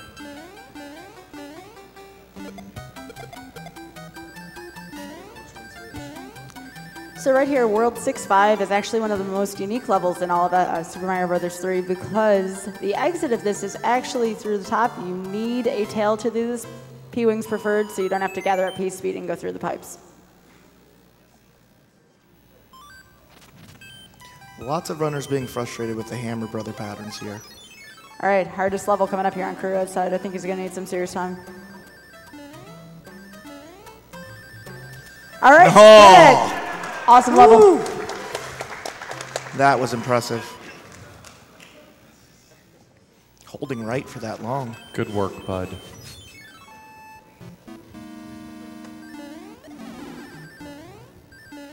So you may think that that hit was accidental, but he really just wants to burn that leaf as early as possible, as I mentioned before. Wow, playing with fire there. Yeah, you really only want the raccoon tail when it is needed and beneficial. If not, it's going to slow you down.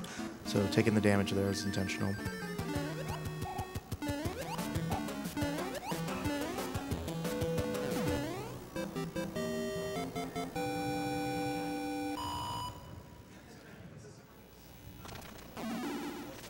I've always loved the crouched flying in this level. grandpoobear pulling off a wonderful fort as well. This fort can be very difficult to pull off with the tail, but absolutely handled it no problem.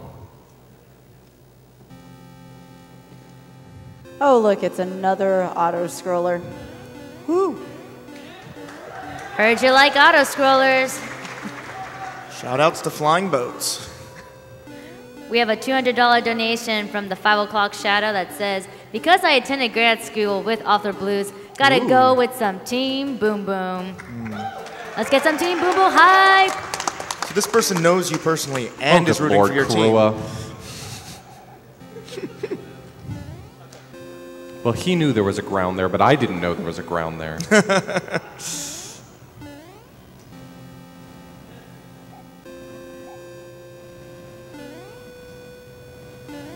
We We have another $200 donation from Birdlawn that says, "Go Team Birdo. Good luck, Pooh."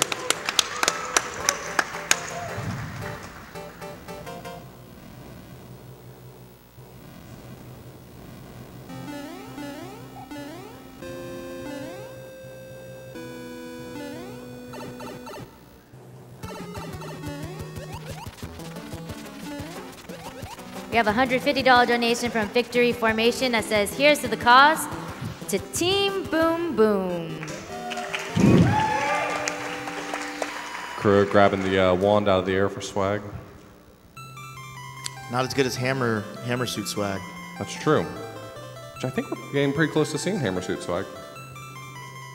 I was hoping that Pooh would wear a real hammer suit, but refused.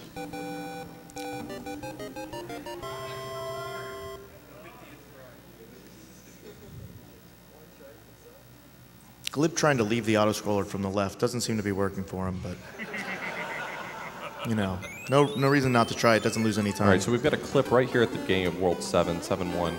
He's going to be trying to clip right through the corner of this block here without going through the door. Third try. That's really good. That is really good. And that skips the entire stage right there. So skipping the stage is really helpful for not spending as much time playing the game. Yeah, I hear that. Yeah. It's a good strategy. Pooh opting not to try and leave the level on the left. He's just accepted his fate. All right, so Kirua's going here for a setup. It looks a little strange, but he's going for a setup to get P-speed early on in the stage, which allows him to skip going through a little pipe segment to reveal invisible blocks.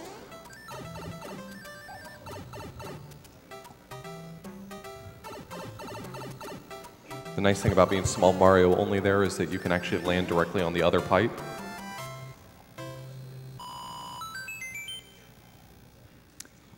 We have an anonymous $200 donation saying, "Been waiting all week for this race. Go Team Birdo. Marbles, marbles, marbles, marbles, marbles, marbles, marbles, marbles, marbles. Put this to naming Pooh's name in Earthbound, Melvin." I get the feeling that you're the person here who understands the least about the marbles thing, and yet you seem more excited than the donors. Have you ever watched his stream? Oh, I've watched it.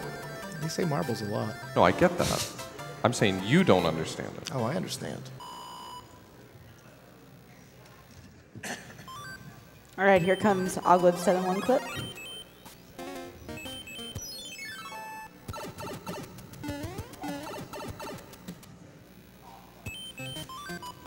Third try as well. Very impressive. It's not mac and cheese Aweglib, but it'll do. Mac and cheese is the random name that they gave to first try 7-1 clip.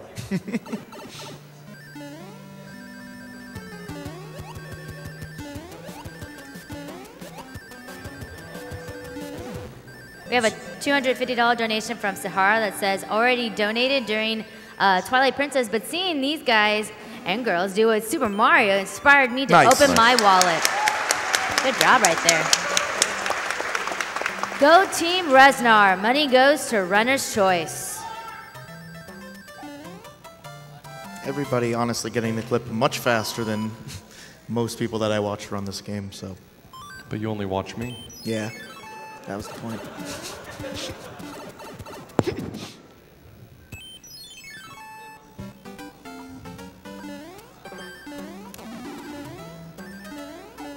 And we got a $10,000 donation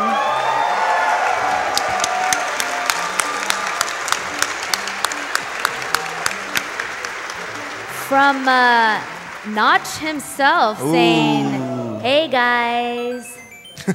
It's a good message.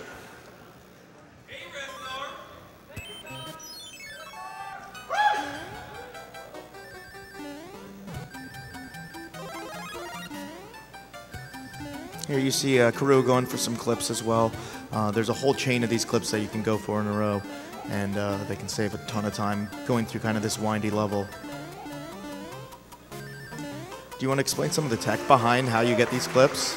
Yeah, so you just crouch jump into the corner, but what you're looking for is you're looking to actually catch your foot on the on what we refer to as the wall clip pixel. So every 16 pixels, it sort of represents what the game considers maybe ground to stand on.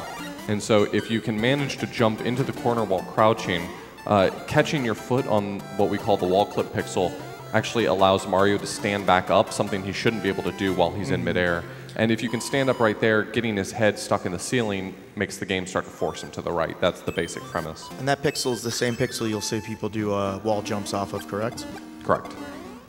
So all of the other runners that you're going to see here are going to be using their cloud to skip this stage right here. This is the second fortress in World 7. This is a very common stage to be skipped in the Warpless category just because it's incredibly difficult to pull off and even more difficult to pull off quickly. But Kirua is actually going to opt to...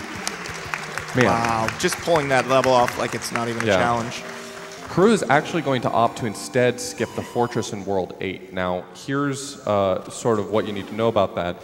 Skipping the fortress in World 8 is a longer stage, so it's a calculated choice to save time by doing that.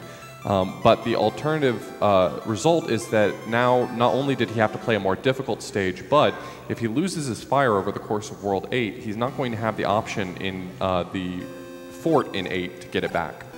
And that's going to be a problem. grandpoobear is taking this opportunity to grab his hammer suit. Woo!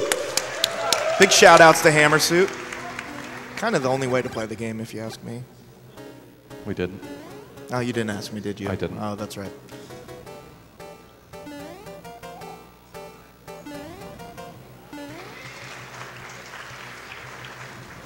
Wow. Nice clips by Glib over here. Wow. Oh.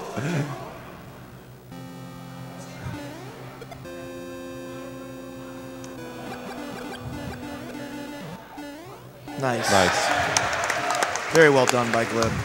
Here, He was past the point at no return at that point. After that clip, he was actually trapped in that segment. So it's not like a lot of the other clips where if you miss it, you can just cancel out and go back and try another path. He was committed at that point.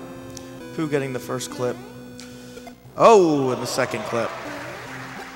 Oh! At that point, it's just showing off. It's the swag clip. You gotta have that Hammer Brothers suit on to do that one.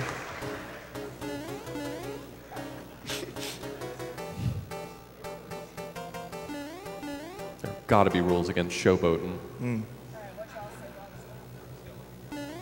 A lot of bad things about you, Sky. I'm sorry. Well, mostly bad things about Team Reznor, but Yeah. I feel like that reflects directly on you as a commentator. Yeah.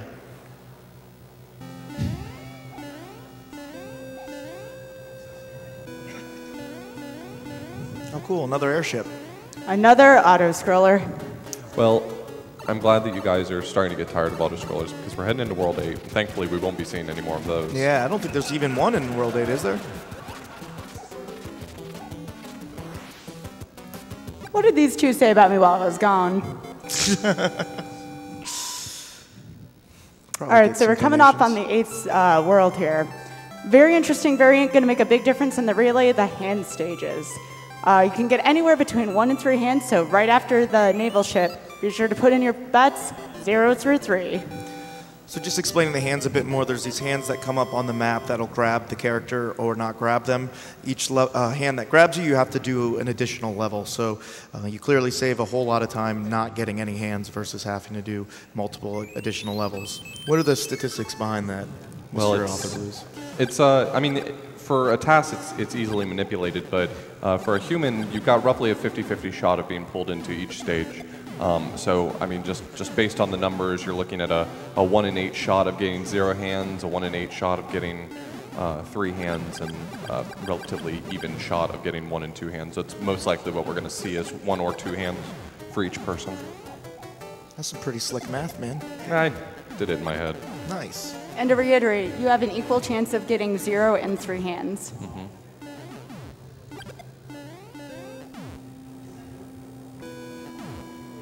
We have a $50 donation from Quintopia that says, "Good Hammer Brothers, great clips, no hands, get it done."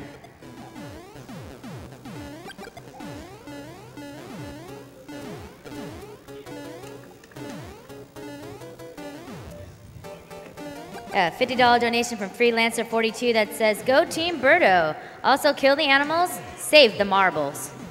Gotta save the marbles. This fire flower is going to do a lot of favors for Kirua in this world. It's going to allow him to kill the Boom Booms and kill the Boomerang brothers pretty quickly throughout the course of this world.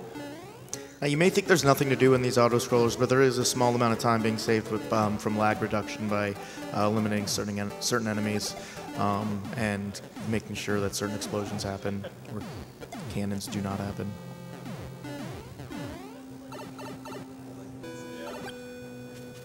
Yeah, that's a special message just for the Hammer Brothers suit, isn't it? Pooh's a special guy. You get a special message whenever you have a frog suit, a Tanuki suit, or a Hammer Brothers suit. Nice. Yeah, the king said that he wanted his clothes. Frog suit's pretty lit as well. Yeah. Not quite as good as the Hammer suit. Not fast, but No. you know, fresh. It's the closest suit to being a frog that they have in this game for sure. I mean, yeah. Yeah. A lot of people don't know that. All right, so while we're on Kirua's end here in Naval Ship, be sure again in your chat, 1, 2, or 3 hands for Kirua. Maybe we might see the fabled 0. We'll see. What's the winning prize, Sky? I haven't decided yet. Yeah, it's maybe worth noting really quickly that Kirua is actually slightly further ahead than it seems. He's one full auto-scroller ahead, but in addition to that, he is going to have the opportunity to cloud the fortress in World 8 as well, which is definitely a longer fortress. So he's got a little bit of a lead. Just talking pure numbers, grandpoobear with the Hammer Brothers suit will be able to get a slightly faster kill on Bowser, but just in general, Fire and Hammer are going to be roughly the same in terms of time. Saves about 2 seconds overall, but it adds about 10 points of swag, I think, approximately. Definitely. Yeah. Moment of truth. Oh. Almost. So close. Pooh disappointed by the lack of 3 hands for Kirua. One still isn't too bad, though. If you are going to get 1 hand, though, the middle hand is actually the one you want to get. It is the shortest of the 3 hands. Well, at least it wasn't the first one. Oh, look, another auto-scroller. I mean, honestly, now would be a great time for just a few donations. No problem. We have a $75 donation from Matthew that says, "Hi, Phoenix. Go Team Birdo." Good choice. We have a $50 donation from the Nerd Wonder that says, "This is the strangest Sonic the Hedgehog race I've ever seen." $20 from Anonymous that says, "Go Team Everybody." Oh, Kirua dying on the auto-scroller. So he's actually very fortunate that he did get the last hand in hindsight, because otherwise he would have actually gone back to the pipe, which meant he would have had to try for all 3 hands again. Wow. So while previously we said that the middle hand would have been the best one for him to get, really glad that he got the last hand. Yeah. You definitely don't want to do the hands twice. Speaking of the middle hand, that is the one that Aweglib happened to get. Hopefully we don't see the last one again.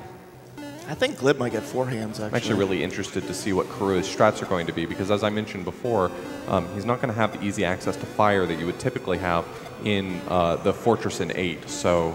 Will he still be able to get fire for killing Bowser? I'm not sure, actually. Do you know whether or not he's going to have access to fire anywhere else, really? He will have access to fire, but it depends on whether or not he plans on skipping the fortress. Well, he has the cloud for it. It would certainly save more time to skip the fortress. So the answer is no, then. Yeah, the Bowser kill will take a significantly longer time without Fire Flower. I think it's probably going to normalize a lot of this gap. Absolutely. So Aweglib really getting the best case scenario here of our 3 runners. Only got the middle hand.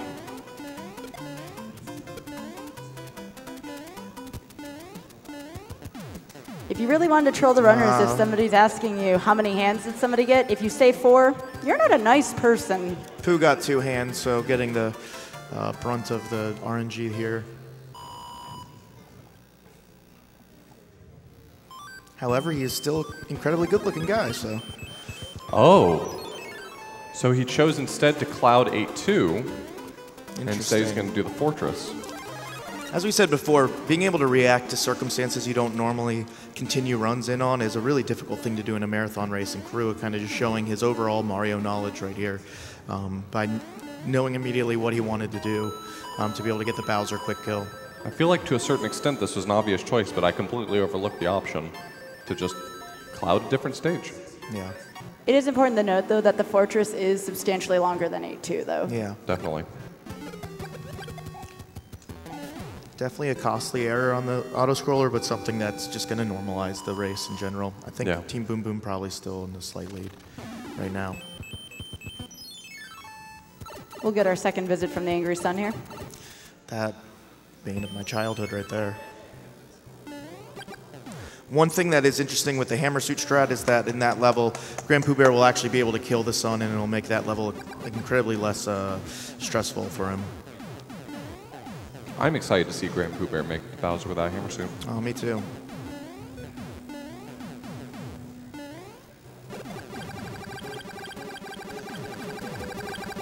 So, Aweglib still has his Fire Flower. No worries here.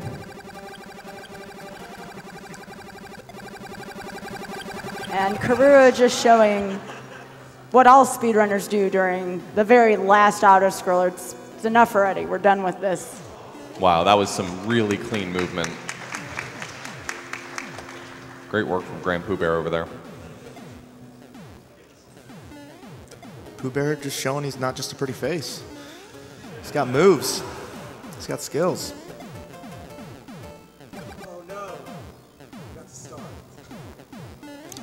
Yeah. So grandpoobear forgot to activate the star going into this level, which would normally help him run through these rings. So he's going to lose a little bit of time.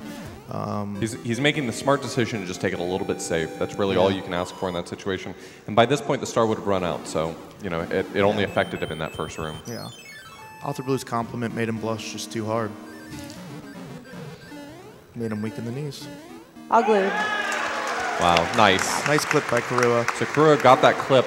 He's going to be doing one more clip here. This clip is definitely the easiest one in the game. It's pretty easy to pull off. It's called the everyman clip because every man can do it. Just crouch and jump up in that corner and you will clip through the wall.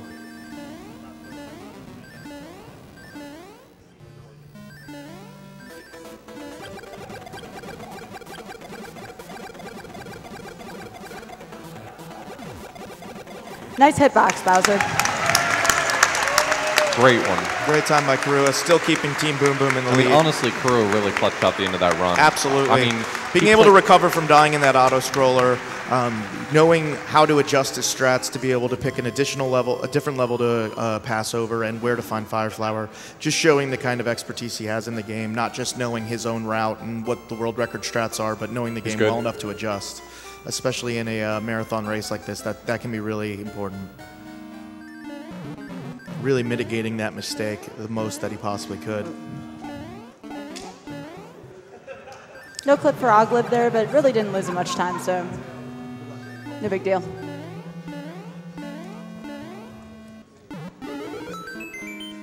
Gets the every clip. Excuse me, young man. Are you supposed to be up here? Young boy?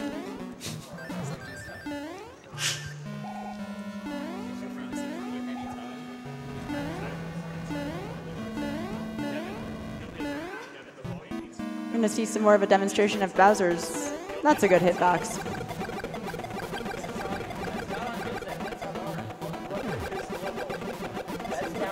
Nice fire kill for Aweglib.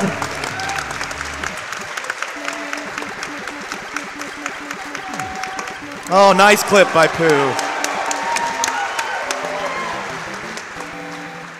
Real showcase of talent. I think oh no! The hammer suit.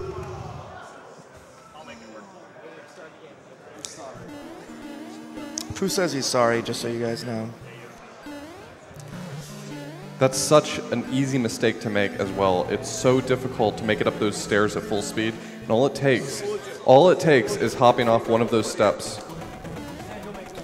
So this Bowser kill will take a bit longer, but at least he can sit inside his sprite, which is a cool thing to show off. Team Boom Boom getting started on lost levels. All right, so RaikouRider is right now picking up off of this one.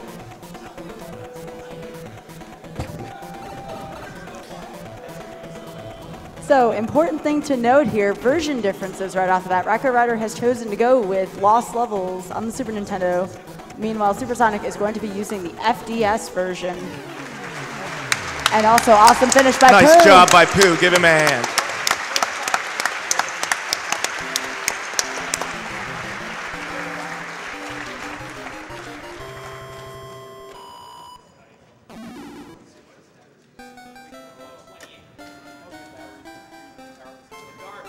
Nice jump there by RaikouRider. Keep in mind that with the weirder hitboxes with these piranha plants, he's really having to deal with making sure that he doesn't come anywhere near them. That's pretty much his penalty for playing on the SNES version, which has a lot of nice features in a lot of other ways, but you know, he has to deal with these differences in hitboxes. You're going to see a lot of those differences play out as you watch Supersonic over there playing on the Famicom Disk System version, the FDS version. Darbian wanted me to make it clear that this game moves at the speed of molasses. This is the slow version, so. Okay. Is that why he's playing this version? I don't know, yeah. Is he trying to give himself a handicap? Yeah, I think so. So a lot of people know Darbian. He's a young boy, somewhere between the ages of 14 and 40 years old. Generally powered by the strength of chocolate milk. He has a couple of Mario World records, and I'm pretty sure he's just going to bring Team Birdo right back to the lead here. Now, you'll notice in Lost Levels, you actually get two options when you begin the game. You can play as Mario or as Luigi. And there's actually quite a difference between these two characters. So Mario doesn't have as great of a jump, but Mario can stop on a dime. Luigi, amazing jump. Unfortunately, we're not going to be able to see him, but Luigi skids as if he's on ice. So all three players using Mario for good reason. You don't have to adjust to different controls, so makes sense. And if you're curious, while we're playing this now, we're playing these in the US release order, so we just played through the 3 NES versions. No?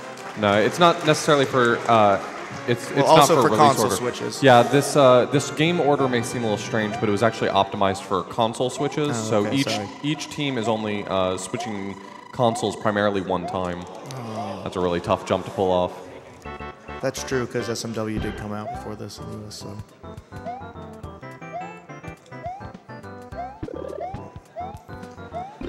Darbian showing even 1-1 in Lost Levels, not a trivial level. Honestly, the first world of this game is really difficult. There's a lot of precise platforming in 1-1, and some tight windows for those jumps. And unfortunately, just clipping into one of those piranha plants. So RaikouRider is going to be playing this run Small Mario, Darbian's going to be playing this Fire Mario, and Supersonic's going to be playing this Small Fire. So we're really seeing the same breakdown in strats that we saw with SMB1. Not really for any particular reason. There was no agreement in advance to show off the strats. It just kind of worked out that way. And this race for Lost Levels is going to be through 8-4, so they will not be going through the A1 through D4 stages, so just straight through 8-4.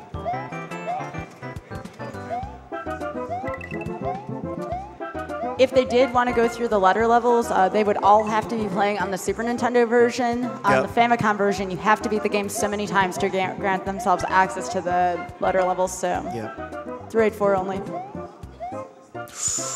Oh, good recovery. It's okay, I think he's just going to take the backup. Yeah. Getting momentum to get up there is incredibly difficult. Yeah, it's a real challenge to actually make use of your momentum properly and time it out with the pattern of the piranha plants.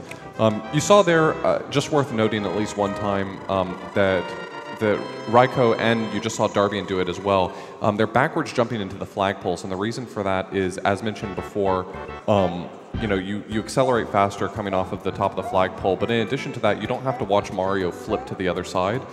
If they back jump into the flagpole, it totally skips that part, so it's a little bit faster. So here, a little bit of difference. Here's where Darbian's grabbing his Fire Flower. So you just saw Supersonic pick up a 1-up towards the end of 2-1. The reasoning for that is, if Supersonic game's over, he does have to begin at the beginning of the previous world. Unlike the Super Nintendo version, much more forgiving, you get to begin at the beginning of that world. Nice fire kill from Darbian there. using the platform to kind of set himself up to get the fireballs. The fireball kills are kind of strange in how they work with Bowser. He actually has 2 hitboxes, so it can take, I think, as little as 3 fireballs and as many as 5 fireballs to kill him. So to react and meet this correct frame rule in real world record attempts is kind of difficult to maintain. Nice backup strategy by Supersonic.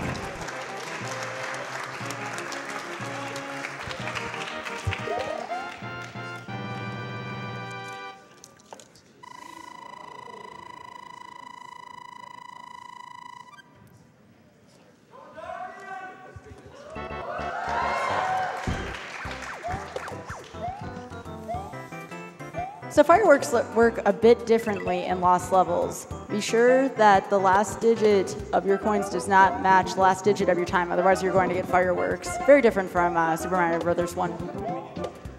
Yeah, this race isn't even close to over if you really consider it. I mean, just the spread in the PBs between these 3, and with how consistent a runner like Darbian tends to be, you know, you're looking at the PB breakdown for these 3 runners actually being in the reverse order of the placement in this run right now. So Darbian definitely being one of the more consistent runners, pulling up 3rd place and being able to close the gap with Ryan and Raikou.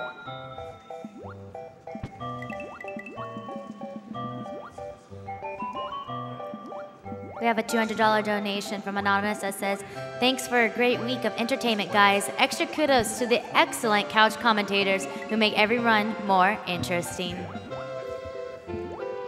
You're welcome.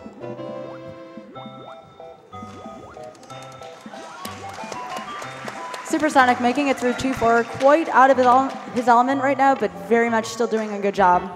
Team Birdo only 1 level behind Team Resnor now, so the gap's starting to shorten. Definitely. Darbian missing the clip there in 2-4, but only saves a couple frame rules.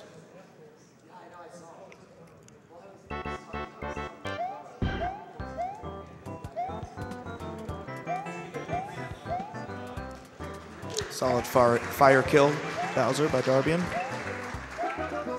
So in 3-1, we are introduced to the springboard, not going to use it, but the green springboard allows Mario to hover over parts of the stage. We're going to see this more prevalent in World 7-3, but this is the first place where we would see it in the game. Also, if you were playing this game casually, do not go down any random pipes. There are various warps that take you back to level 1. Darbian unfortunately losing Fire Flower there. He's going to have to pick up power-ups coming up. You know what level he'll be able to get himself powered back up? I'm not sure. There are plenty of power-ups throughout this run that I think he'll be able to grab them from, but I think he's probably going to be frustrated to have to really slow down in any of them. Kirua taking a death on 3-4 on the fire bar there. The gap between all 3 teams just getting closer and closer now.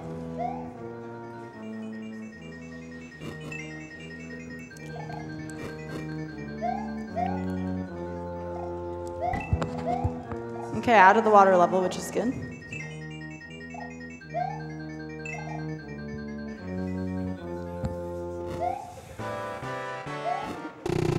Nice 3-4 Bowser. That Podobo makes things just aggravating in that level. Good job.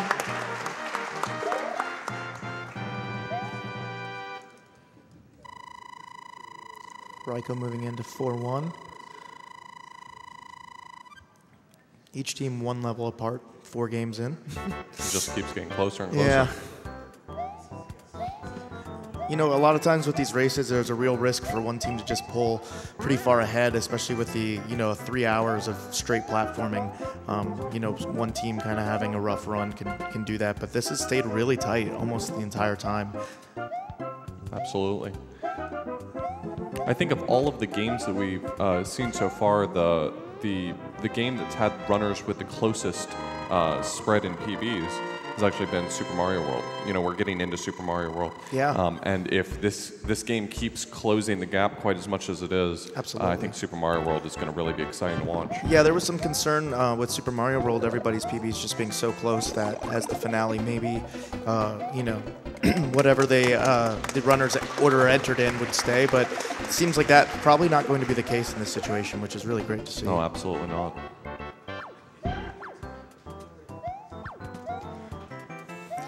Darbian taking advantage of a trick there where if you're getting a mushroom, you're able to, if you jump right as you get the mushroom, you're able to do like an additional jump getting the power up, which can help you meet higher up platforms and stuff. Having to go with the standard axe kill there since he still doesn't have the fire flower back yet. Darbian and Supersonic very close. That's a really tough jump to pull off, Small. Unfortunately, Darbian, though, your princess is in another castle, so probably going to have to keep going on. Oh, and Darbian losing mushroom. Now coming up in 4-4 on Raikou's side, there's a very risky jump at the end of the level. You have a 1 of 3 chance of getting a really bad fireball, so hopefully RNG will be in all our players' favors.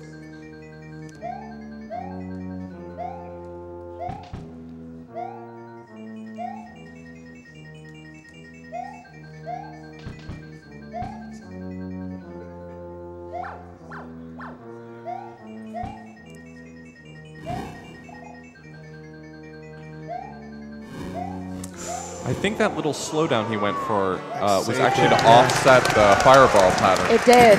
Really well done. And I think that was a really smart choice to make. Obviously, you lose a little bit of time slowing down like that, but for the sake of consistency in a run like this, I think that was a really clever choice to actually slow down just a little bit so that fireball pattern didn't hit him right when he was over that platform. Absolutely. That's a real danger for that castle. That was actually not the bad fireball. The bad fireball is the one that hits you, that just glazes over the top. Level. Yeah. Now, if you're wondering why there haven't been as many really popular ROM hacks of the original Super Mario Bros. 1, and that's because Nintendo made one, and it's this game. A lot of us didn't get this for a long time in the US because they didn't think that the US market would be very interested in how difficult it is. So we didn't get it until this Lost Levels release. I recommend trying it out, though, if you've never played it, because it is a ton of fun, and if you play on the All-Stars version, it's actually pretty forgiving. You can just keep continuing from the level you left off on, which is really nice. Darbian back to full power up.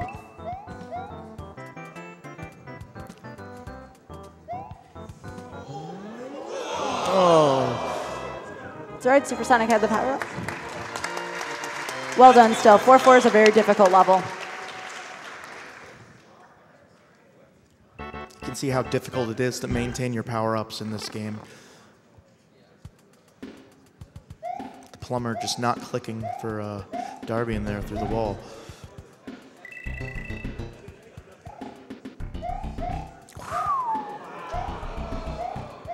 You see some Darbian swag with that crouch there.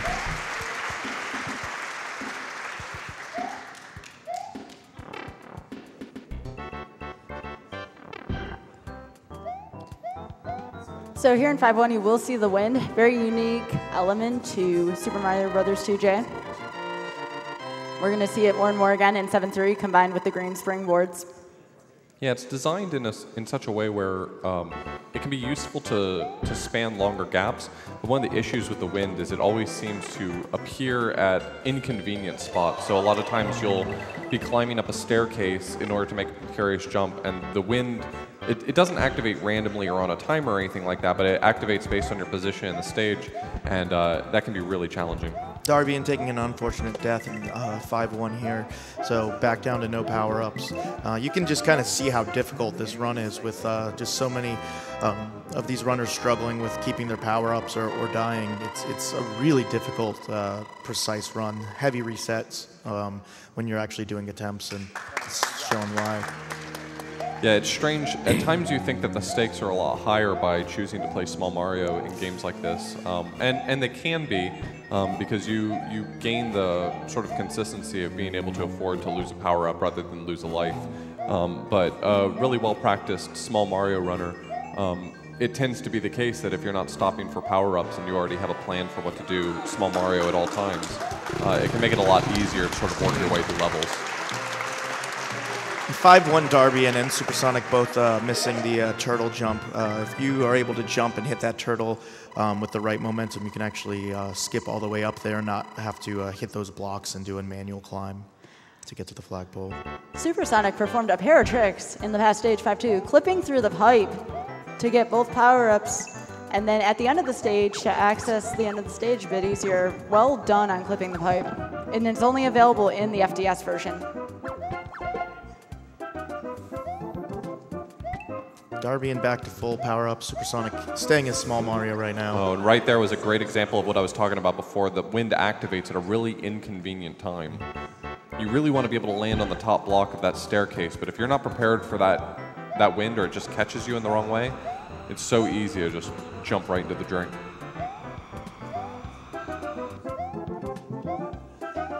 Again, as Author Blues was saying, the amount of recovery needed, though, if you're used to Small Mario strats, being able to stick with that, and Supersonic taking a death on 5-4 as well.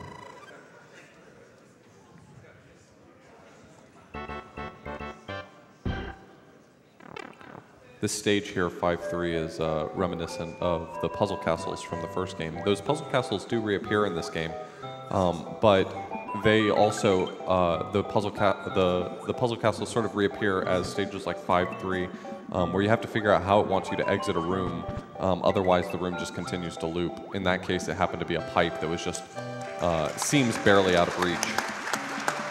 5-4 is one of those levels, it's much easier to speedrun it than to play it casually. Darbian getting hit by the Podoboo, unfortunately, in 5-4, going back to Small Mario again. Just really having a hard time holding on to that fire power-up, unfortunately, but still alive.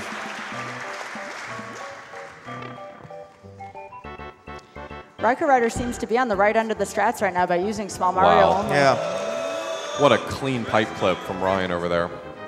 Similar to like Link to the Past, not having that backup of having, you know, the Fire Flower can make you prepared in any situation. You're used to running through each level as Small Mario, whereas if you're used to running through with Fire Mario and you have to do several levels in a marathon like this as Small Mario, it can be a tough adjustment. Definitely. Now these are very similar stages to the cheap bridges that we saw earlier in Super Mario Bros. 1. Nice recovery. Well done, Raiko. Great recovery. Great recovery. Great way out of a traffic jam. Very nice, Raiko. Good job. You get the same cheap spawners in these levels as you do in the Super Mario Bros. 1 cheap bridges, but the platforms are placed in really precarious ways that make it very difficult to make your way through them at full speed. 6-4 right here, second puzzle castle of the game. This is an interesting puzzle castle because often new players will ask, well, you know, what's the route through this castle? And the joke is always, you just pick whichever pathway you would never want to go, because it's always the worst path through this. A nice feature of the All-Stars on the Super Nintendo is if you get the puzzle right, you get this nice little chime sound. Yeah, that's nice and helpful. You don't get that on FDS. First try 6-4. That's an extremely challenging stage, and all it takes is losing focus for a moment to end up running into one of the really long fire bars or something like that, and that was an excellent display. Yeah, Team Boom Boom holding on to their lead here. Lots of different stuff going on with all three runners kind of struggling, keeping power-ups or dying a few times. But I mean, all told, we're still seeing runners that are only 2 stages apart in the extreme. Yeah, nobody really pulling ahead through this Lost Levels run.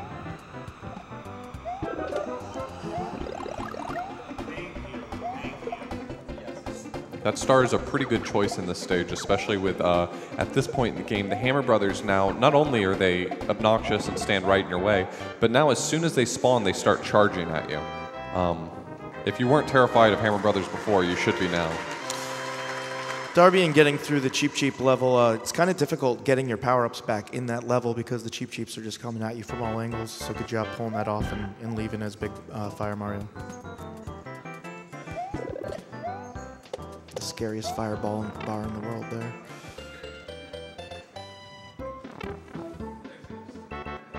Nice 6-4 for Supersonic.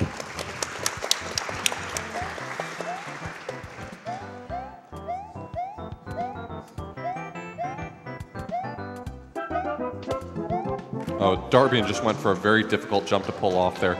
You have to land pretty far on the right of the moving platform, and you have to jump pretty late to make it all the way across the gap. Hey, Oth, what does a ghost made of fire say? What does a ghost made of fire say? Hodaboo. Nope. Another pipe clip by Supersonic. Just tremendous, tremendous pipe clips tonight.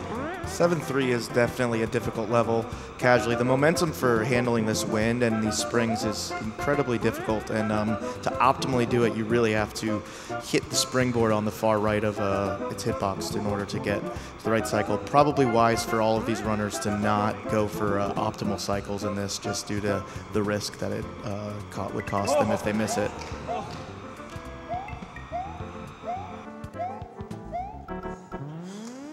That's some optimal cycles in 7-3 for Raikou.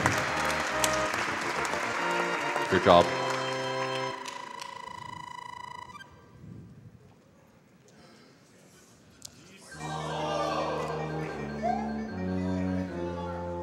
Supersonic taking a death on 7-2. And That's Raiko very tough to 7-4. pull off. Kaizo blocked. He wanted that mushroom. The stage can be extremely tough at the end. He wanted that mushroom, but grabbing it with the fire bar pressuring you like that is really tough. Oh, I actually think that he's going for a much earlier jump. Okay, I see now. With the death, Team Birdo pulling past Team Reznor here, still really close. All three runners in World 7.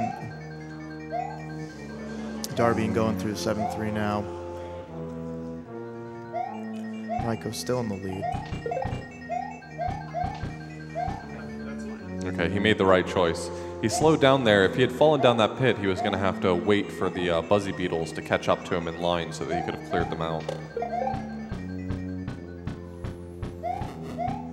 Knowing his team's in the league too, taking a little precaution, not always a bad idea, No, obviously. definitely not. So this is a really difficult part right here. Dealing with the Hammer Bowser combined with the Fire Bar in the worst possible spot. Definitely its own challenge.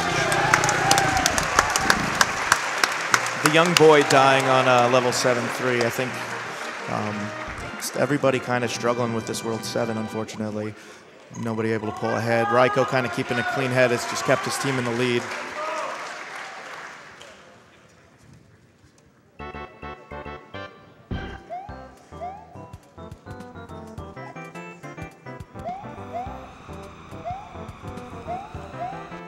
(8-1) and 8-4 are probably two of the more difficult stages in this run. 8-1 can be extremely challenging.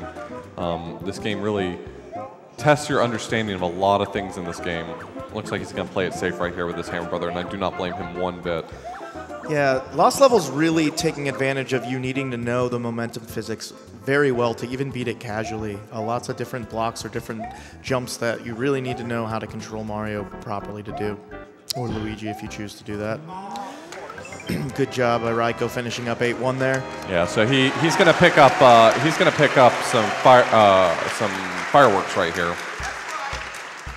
So the difference between Lost Levels and Super Mario Bros. 1 is in Lost Levels you actually get fireworks if the last number on your timer matches the last number of your coin counter. Yeah, so it makes it more difficult to skip fireworks. In Mario 1 you only have to look at the timer, but in Lost Levels you have to keep track of your coin count, and you have to know when you're grabbing coins, when you're not grabbing coins.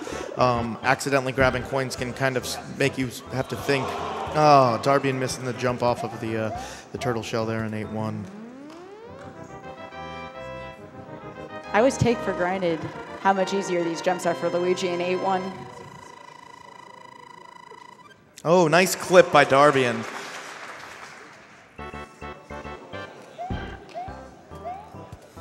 So that right there is just showing off some of the weird physics of this game. In most of the Mario Brothers games, I would say, but definitely in 1 and 2J, you have to deal with this situation where if Mario is moving up or not moving in any direction and he touches an enemy, the enemy wins, so Mario's going to take damage or die. Whereas if Mario is moving down at all, he pretty much wins every exchange, which is why you see a lot of times here the runners will jump at an enemy, and even though Supersonic continuing with the swag straps. Gotta love the Koopa shell at the bottom of that pit, just kind of hanging out there. All right, Nice job by Darbian there. Raikou's cleaning up this run with a solid 8-4. Raikou doing a really good job of staying cool when things started to unravel for a bit there, and played a little bit safe, keep his team in the lead, and really just take advantage of some of the mistakes that Team Reznor and Berto have been making. Did a really good job there, setting up his team to be in the lead going into the last game. Really Every important. room in this castle tests you, and it's easy to take for granted. You know, a lot of these runners have been playing this game for a while, playing these games for a while, but sometimes some things just don't get much easier, and this castle is one of them. This castle is tough the first day you play it, and it's tough the last day you play it.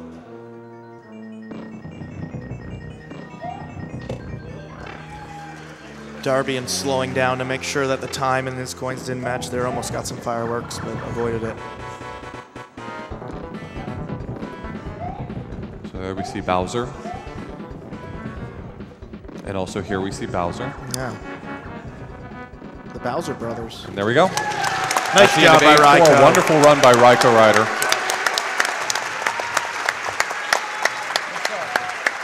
Great run. Personally feeling the sweat of you possibly picking a speed game for me right now. You probably should be. I'm feeling the pressure. There was a $50 donation from Anakos that actually said, best of luck to RaikouRider for the lost levels. Obviously, he did a fantastic job, so. Absolutely. Oh, there's the clip in 8-4.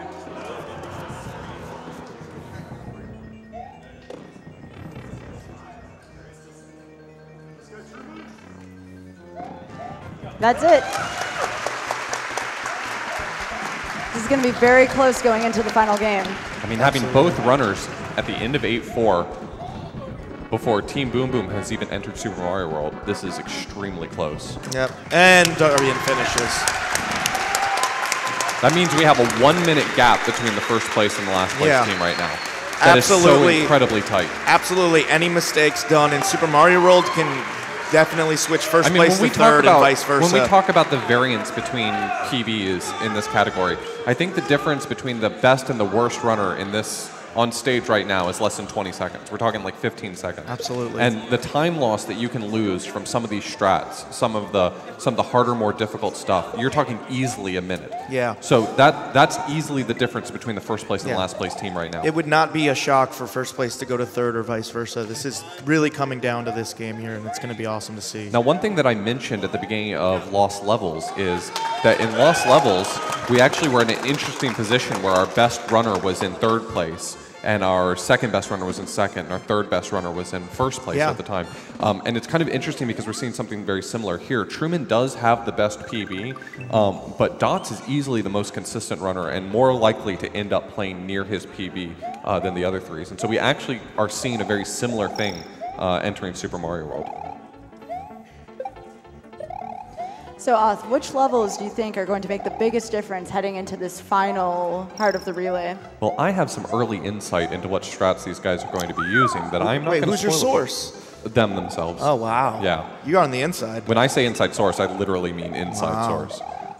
So I know what strats these guys are going to be using. There's a few stages throughout this run that are going to make the difference, but I think that this is going to be extremely close. All of these runners are really some of the best at this game. Now, one thing that I do want to point out before we start this run, for anyone who's familiar with Super Mario World, there's two main Warpless categories in this game.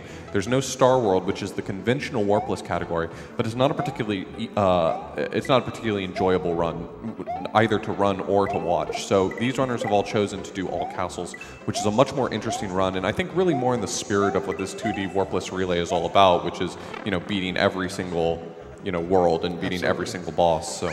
We're going to be seeing that. Nobody having any issues with YI3 box jump there. Can be really tough for new runners, but it's really easy to learn. And these guys done it literally tens of thousands of times. So. Yeah, the first world of this game goes the same in every single category. So these runners combined probably have tens of thousands of attempts just on these stages. part of the reason why All Castles was chosen is, quite frankly, we've seen enough auto-scrollers. Yeah, we're pretty much, I think, cutting out every single auto-scroller in the run. I can't... Well, unless you want to count Sandbar, but Well, Sandbar I has some say turns. that as we're sitting in an auto-scroller, so I instantly take it back. Oh, this one's very It's okay, short bud. compared to Butterbridge 1, which is, what, about 2 minutes or so? Yeah, it's a minute 20 seconds, a minute 30 seconds. Truman obviously wearing the freshest hat of the group. But I think Aaron easily has the freshest face of them. Wow. So what does that give Dots? That's not very nice. He's got nice glasses. He's got nice glasses.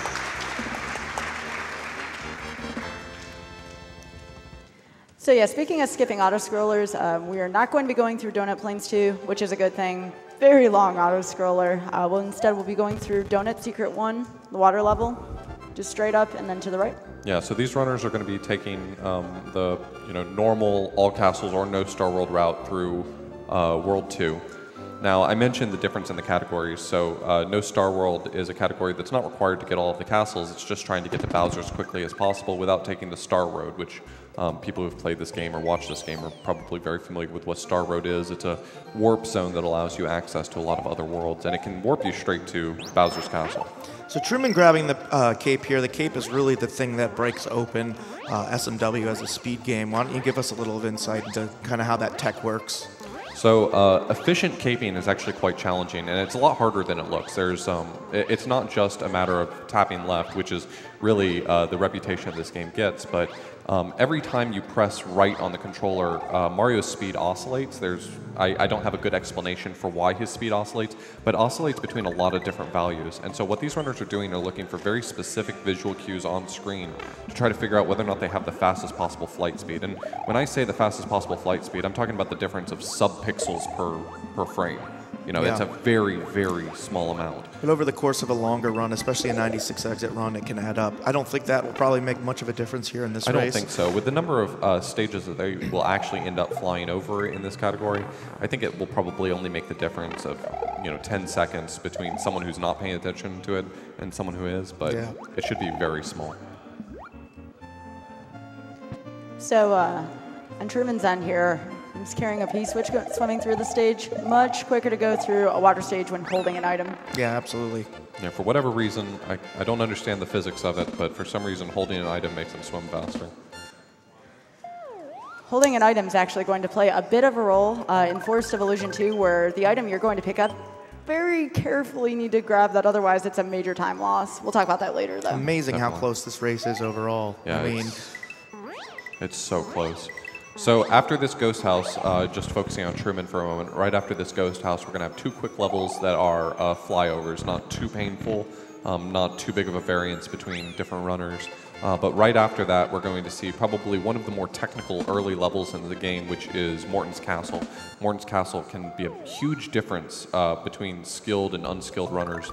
And even really skilled runners, it's very easy to make small mistakes that will lose you quite a lot of time in that castle.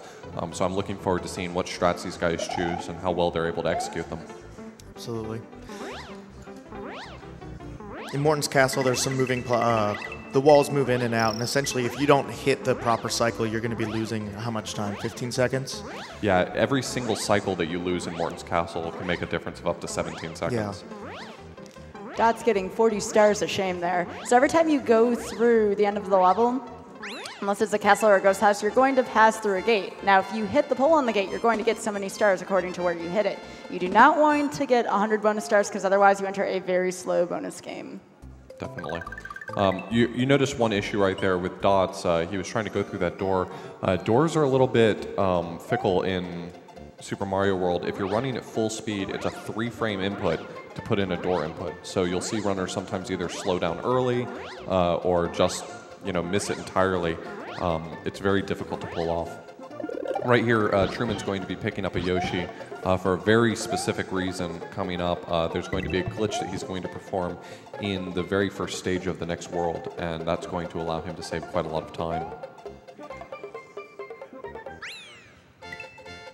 263 for Aaron. That means he had the fastest flight speed possible coming out of Donut Plains 3. You could see Aaron like just clearly staring at the screen, looking at the backgrounds, trying to make sure he could set his flight speed just as. And Dot's also getting a 263. You can tell that these runners really know what they're doing when it comes to obtain the fastest flight speed. It's very subtle.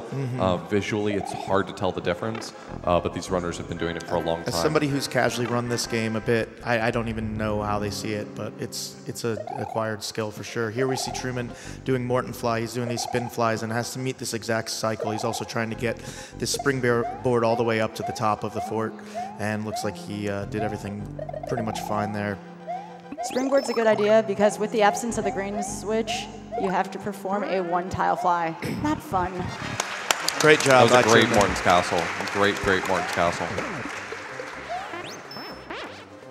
And we're going to see Aaron and Dots both get an opportunity to go in there while we watch Truman get this cutscene. I expect to see mostly the same.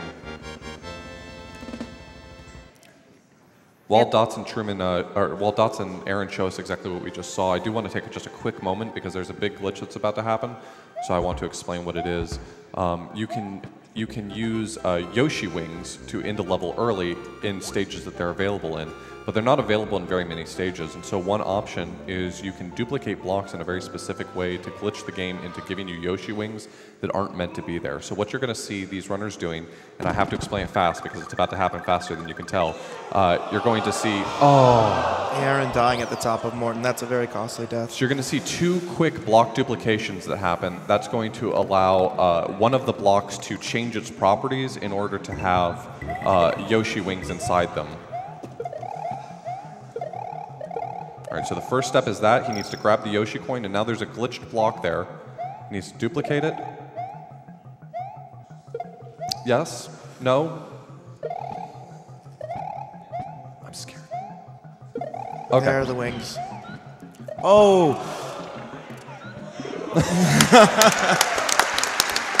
All right, so he actually managed to get him. Not as smooth as he'd like, but still saving time considerably overall, going through the actual intended path through that stage. Yeah, between doing the rest of the stage and the 10 seconds of fanfare that you get anytime you go through an exit gate, that can save about, I think, 40 seconds. Dot's coming up here on the same trick.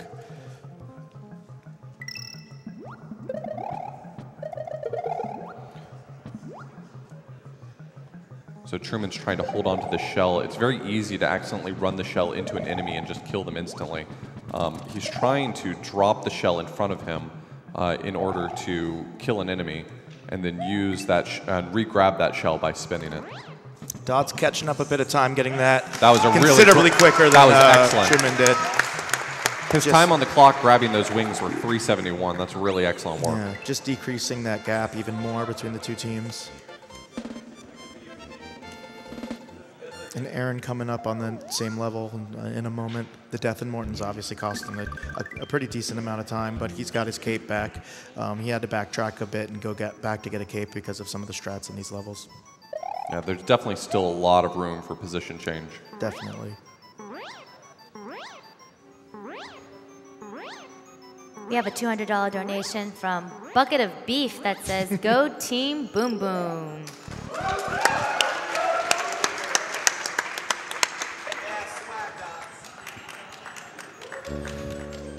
Dot's just managed to pull off a technique there called sticky fly. If you pull up right against the ceiling in just the right way, you can actually, Mario will stick to it across the entirety of the ceiling. What's the swag rating on that trick? Not very high. No, okay. Just keep us posted on that. 6 out of 10. Oh, that's not bad. It's better than average. Yeah.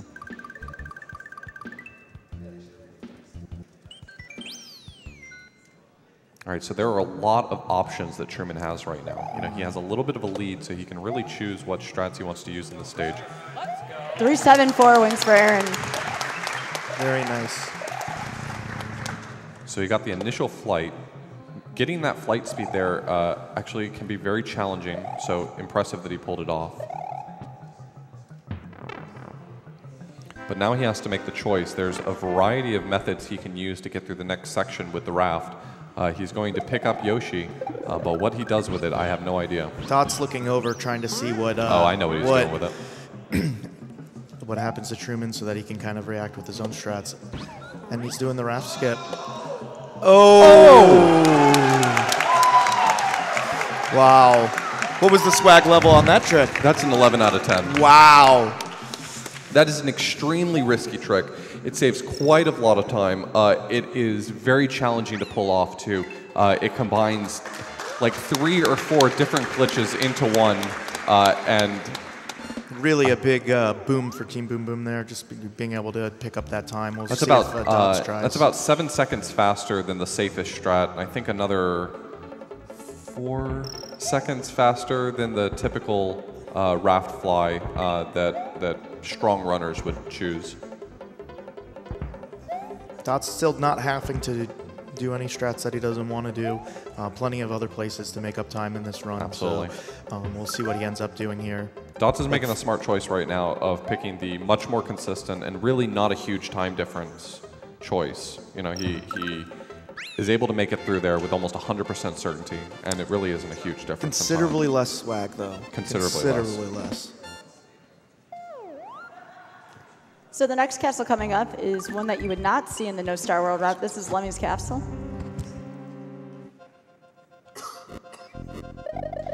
Magikoopa can be a real pain. By not defeating Magikoopa at the beginning, makes the strategy a bit more difficult on Truman. Seems to be having no problems with it, though. Nice room 1. Yeah, there are consistent setups there for making sure that you don't end up getting screwed over by Magikoopa.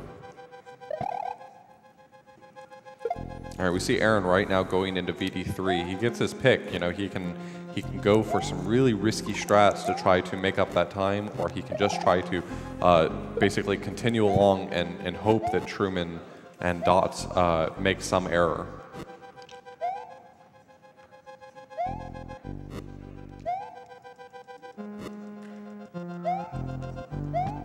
So this stage right here, you know, in a manner of speaking, it can be considered an auto-scroller. You do have to wait on some of these cycles here, but you can skip quite a lot of them, and Truman did a great job with that.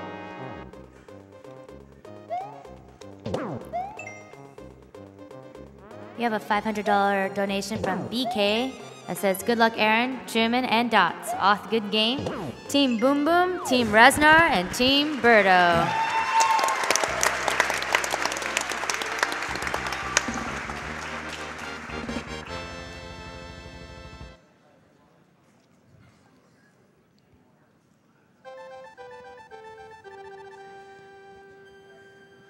We probably have time for a couple more donations. No problem. We have a $40 donation from Ballistic Buddha that says, shoutouts to the Yoshi Bongos. We have a $10 donation from Simon W that says, good luck to Truman from all the way back home. Remember to be speedy quick and make your heart proud.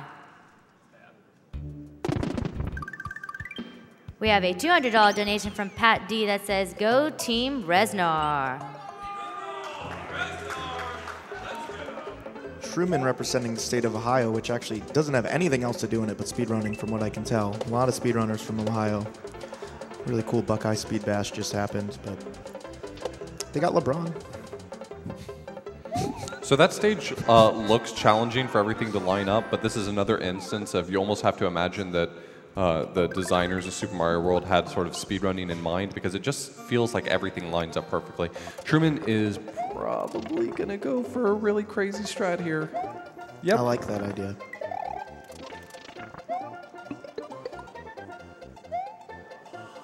Okay. So he's going to bail out of that strat right there. He was setting up for a strat called Cookie Mountain Boss Kill. You spawn a glitched, fake, whatever you want to call it, Koopa Kid through a series of really complicated glitches and timings, and then you kill it with fire and jump back on Yoshi, and the stage ends as if you've just beaten a castle. Yeah, this game has a lot of very broken aspects to it, especially when it comes to like ace categories. You can, what's the quickest time you can beat this game in? I think the current world record is just over a minute. Yeah. So there's a lot of different weird stuff that you can glitch in there. Ooh. All right, so Dots is going for it now. He missed a part of the glitch called Double Tongue, so he wasn't in the glitch state that would have allowed him to try it, so he's just going to continue on. Not losing too much time for either of them to Dots try has chosen to activate Yoshi Flight, an interesting mechanic where he's able to fly as if he's just riding his cape like normal, but he has Yoshi with him. The reason he keeps sticking out his tongue is so that Yoshi doesn't turn around. Yoshi's actually not capable of facing the other direction while his tongue is out. Really difficult room Truman doing here. You want to talk about that? Yeah, so this room right here that Truman just got done with and that you'll see from Dots in a minute requires a pretty good understanding of how your cape mechanics work because it basically relies heavily on manipulating your flight timers to sort of line up in the right way. I'm not sure whether or not Dots will go for that strat or whether or not he'll just take the early Fire Flower and do it without cape. This is a pretty common choice to make right here, where you scroll the screen so that the fireballs are a little more out of the way. It's interesting to see the difference in approaches here between Dots and Truman. Truman kind of going for some riskier strats. Dots playing a little bit more conservatively. It'll be interesting to see who finishes on top with that strategy.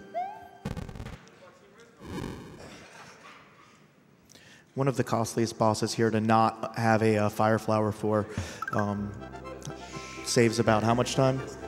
The Fire Flower for this one, I think it saves about 12 seconds. Yeah. Maybe a little more. So coming up in this next stage, Truman is probably going to be going for Forest of Illusion 1 wings. He's going to do the same block duplication, a similar block duplication to what we saw in Vanilla Dome 1, where he duplicated a few blocks, and then we saw Yoshi wings that we weren't expecting. In this case, he's actually, instead of needing to create a glitched wings block, he's going to make use of the P-balloon block because of a strange property with the P-balloon blocks, which is that they're actually the same exact block as wings blocks, just based on what their X position is. So he's going to duplicate a block off to the side in hopes of getting Yoshi wings. But he's unfortunately going to have to do it over a pit. Not able to pull that. Yeah, he could have tried it again, but he lost the shell. Lost the shell, so it was better off just to move on. It doesn't lose a lot of time going for that. And honestly, you don't save a lot of time going for it either, but it's a really interesting strat, and done optimally, you can save up to 7 seconds. So What's the swag rating of that strat? pretty high. I think it's pretty high anytime you have a strat that saves very little time, but can fail catastrophically. So once again, in the reputation of Super Mario World, yet another stage with a glitch. Truman is going to try to clip out of bounds using his Yoshi. First try. First try. Every time. First try. This can be a big reset point for a lot of runners. There's an RNG factor where you can get pushed out attempting that clip, and there's not much you can do about it. So it's both execution and luck, and Truman getting it first try there is all right, really well, good for his Aaron team. is just now wrapping up Ludwig's Castle, and we're going to be seeing him going into Forest of Illusion 1, attempting the wings as well. I don't think Dots That's the went for RNG them. we're talking about. Dots pulling it off but getting pushed out, unfortunately. Yeah, unfortunately for this strat, for clipping out of bounds, The second try is really great job. fine, though. Unfortunately for this strat, it's actually possible to manipulate the RNG in your favor, but you can never end up in a situation where you have a 100% chance of success. Yeah. Which is really unfortunate because that makes it a huge reset point for a lot of runners. There's been quite a lot of runs. Everyone has their war stories of being on fantastic PB pace and then getting knocked out of the wall 10 times in a row, and there goes, a full minute. Yeah, and that clip saves a considerable amount of time. I mean, this is a Does. long, winding swimming level that takes a long time to do as intended. There is a easier clip you can do, and you could learn at home probably in 5 minutes, but that's still 30 seconds longer than doing what they did. Absolutely.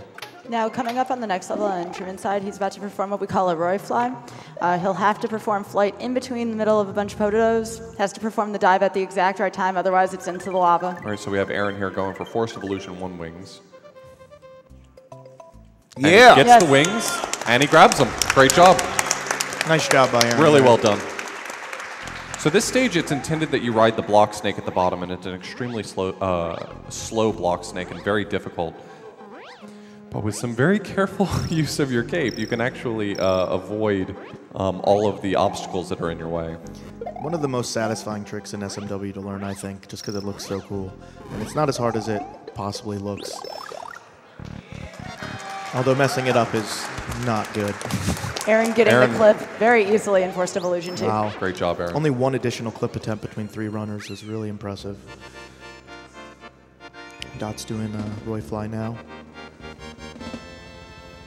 Making it look easy. Another great Roy Fly from Dots. I don't know if that was on purpose or not, but it made me scared.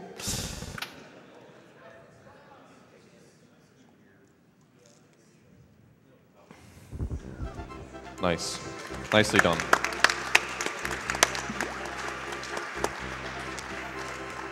World 5 in Super Mario World is very much a sticking point for runners. We were talking about that. Everything seems to be going well so far for all of these runners. Absolutely. I mean, we're probably like 15 seconds apart, 20 seconds apart maybe. What coming up off and Sky do you think could possibly sway the game in anybody's favor? Well, right now, Truman is going for a stage, and I'm going to go ahead and prepare you. It is very high on the swag rating. Okay. The reason for that is because it saves 1 in-game second if you succeed, and loses quite a lot of time if you fail it. But fortunately, it's quite free. You'll notice that Truman is now flying through the stage much faster than he should be capable of doing. But it's because he was able to conserve his flight trigger as he goes through the pipe cannon, so it fired him out at a much faster speed and allowed him to fly on the other end of it. As far as stages that we can see that might cause some problems, World 6 Castle is definitely a huge issue for a lot of runners. It's very challenging to pull off. This stage right here, people have been known to have some trouble. It's very difficult. So Aaron's going to really quickly grab another cape and take another shot at it. The Roy Fly is incredibly challenging. It takes just one incorrectly performed pump to end up hitting one of those potobos and then unfortunately losing your cape. Yeah, it's very subtle movement differences that can make a huge issue for that technique. You end up flying through that room, bonking your head on the ceilings at very specific times, and the issue with that is that if you mistime one of your bonks, then your dive bomb isn't ready for you right when you need it to go underneath all those potobos. And different flight speeds can affect kind of how long of a distance you cover with each pump, which can make it tighter or looser in terms of when to be able to do that dive bomb. So Exactly. It takes a lot of reaction to kind of adjust to all of those different factors. So a special feature for all castles is that you pick up this Yoshi here in Chocolate Island 2, and the reason for that is he needs to hold on to that all the way up to Valley of Bowser 2, where he's going to use actual real Yoshi wings this time, intended by the legal developers. Ones. Yes. Wow.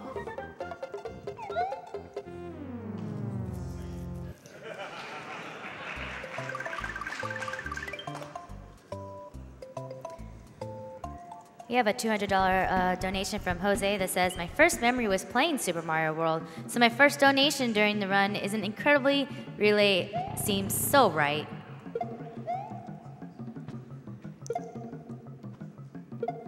So flying through this stage with Yoshi takes a lot of practice. It's not a situation that a lot of runners are used to. So. Yeah, it's cool seeing these different categories for SMW that change levels that runners are really used to and add, new wrinkles to them. Especially World 5 here is a big one for that in this All Castles one compared to No Star World. Right. Yeah, that's a big issue with Super Mario World is that the variety of different states the level can be in, whether or not you have Cape, whether or not you have Yoshi, whether or not you've beaten Special World, whether or not you've hit certain switch palaces, makes it really easy for just subtle changes in the route or changes in the goals to make completely different categories. Absolutely. Nice pipe fly by Aaron. Definitely. Just as we come to the end of this relay, I do just want to encourage everybody to just go through the list of the people running in this relay and just follow them all. They're all really great runners. I watch almost all of them on a regular basis, and they're just, so talented. I think you guys could probably all notice that from how close this race is up to this point. So interesting to note here about Choco Ghost House. To stay above this fishing boo in the middle of the stage is really difficult. What you don't see is there's a pipe. Ooh. Now we may be seeing some catching up from Team Birdo here with Truman losing Cape here. Yeah, he's going to have to choose a slightly different strategy here. He was trying to Cape cancel. Okay. Just wanted to hold my breath for that. Visions of what game I could choose Author Blues is just running No, through you're his head fine. as he looks You're fine. there. Both in the same castle now, getting even closer. And this is a clear opportunity for Dots to close the gap just a little bit. He's still got his cape. He's got the opportunity now to close this gap quite a lot. So where will Truman be getting a new cape? Well, the very next stage, right at the beginning of it, there's another cape for him, and that won't be a huge problem. But playing this castle without a cape, I mean, hands down in any no cape, no Star World category, or in any no cape, no Star World run, this is definitely one of the more difficult stages. Yeah. As you see Dots kind of flying through a lot of those cycles that you normally would have to platform through. Both of them on the same boss screen at the same time, just getting even closer. Nice. I mean, we are under 10 seconds apart, I think.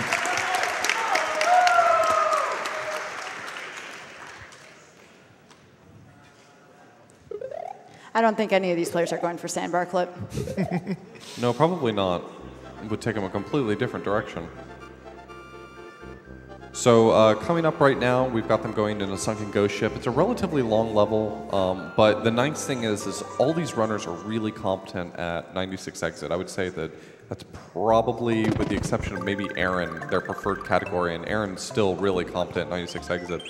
Yoshi in sunken ghost ship is sort of like the default expectation for this stage. That's the default approach to this stage, and so I think that they're not going to have any trouble with that going forward. Even going into Valley of Bowser 1, having a Yoshi is going to be a welcome reality. Do you want to explain how they despawn this boo ring coming up? Yeah, hopefully that's what we're going to see. So these boo clouds, you'll notice Truman just knocked himself off of Yoshi twice. That was intentional, and you'll see Dots and Aaron do the same. He's basically trying to time out how the boo cloud despawns itself. You'll notice that it fades in and fades out. There's a certain trigger in the stage where the boo cloud is supposed to stop appearing. But if you can get the boo cloud to appear one more time, you can despawn a boo ring that's right where he is right now. It's supposed to complement the other boo ring that you're seeing right now.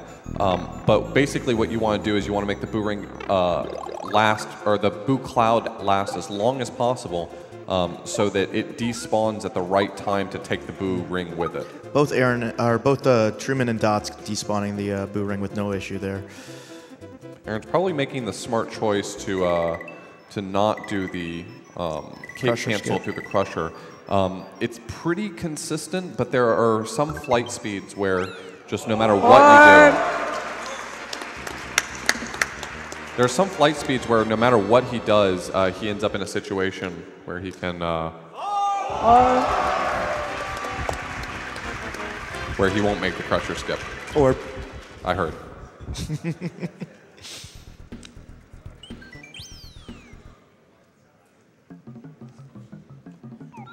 Valley of Bowser, definitely a challenging world in a lot of different categories for a lot of different reasons. With the amount of time that's between Aaron and the other runners, we're probably going to see all three of them in the Bowser fight at the same time. It's incredibly likely that that's going to end up being where we are. That's crazy. Especially if either of these two end up making even a single mistake throughout the course of the rest of this run. We're going to see all three runners on the final boss of the final game at the same time. I think that's amazing. 5 games in.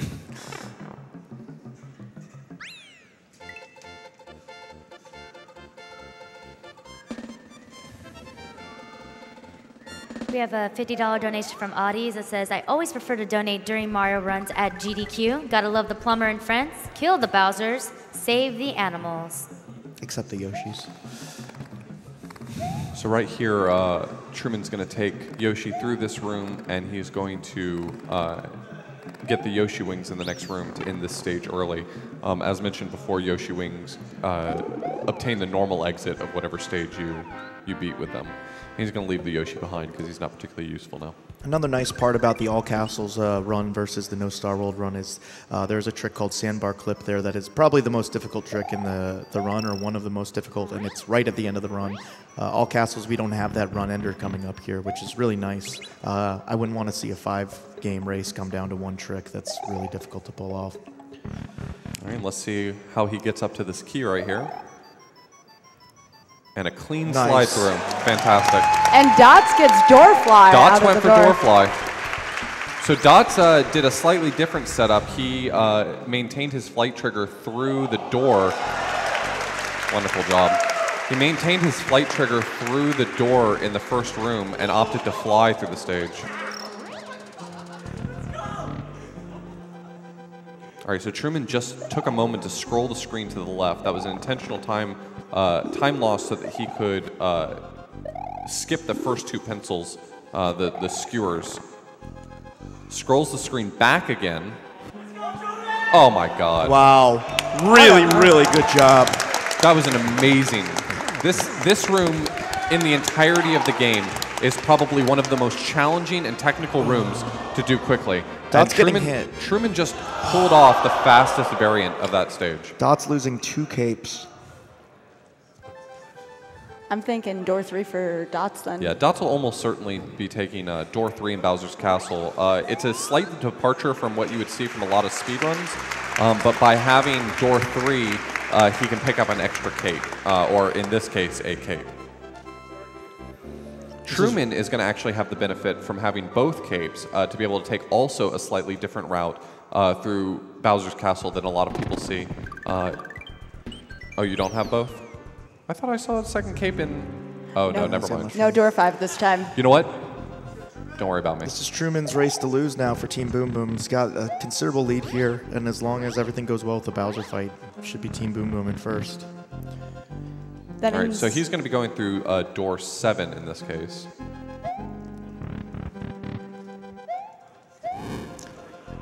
Unable to maintain his speed to get fly early on in the room, but able to recover nicely.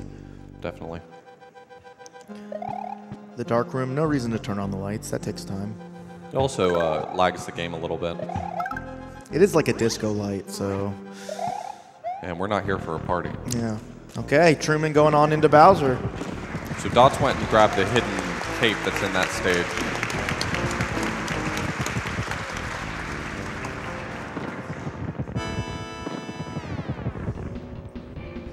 Oh, that's tough.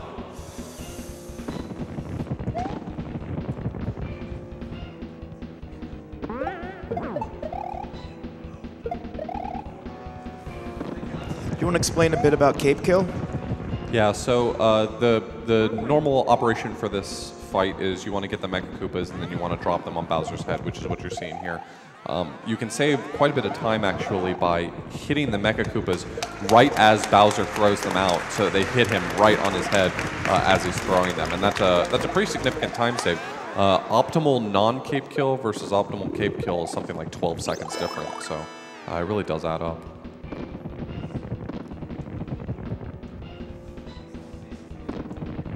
Truman's going here for a strategy we refer to as ball skip. In this phase right here, Bowser drops 2 bowling balls, but if you drop the second Mecha Koopa, or if you drop that Mecha Koopa on his head right as he's stopping to drop the second bowling ball, he like forgets. There's no way he has room for that bowling ball in there. Truman going into the last phase of Bowser now. We're getting really close.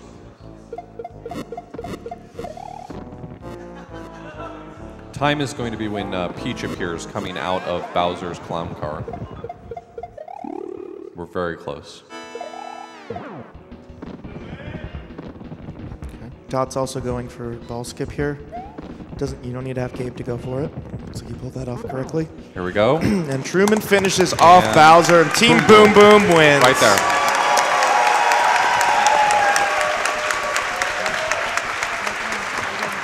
All right, Dots is still heading into the third phase of Bowser, right as Aaron's going to be entering Bowser's castle. So we're actually very close still.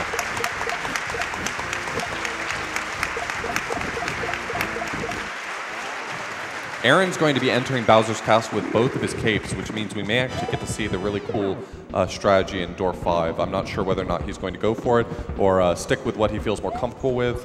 He is a very skilled any % runner, and he may feel more confident in door 7. I'm not sure. No, he's going for it right here. He's going for the damage boost.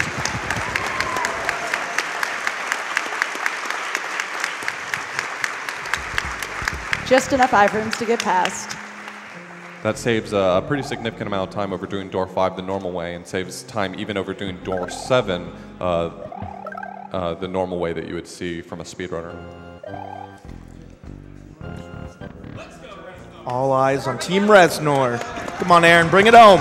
Finish this off, Aaron.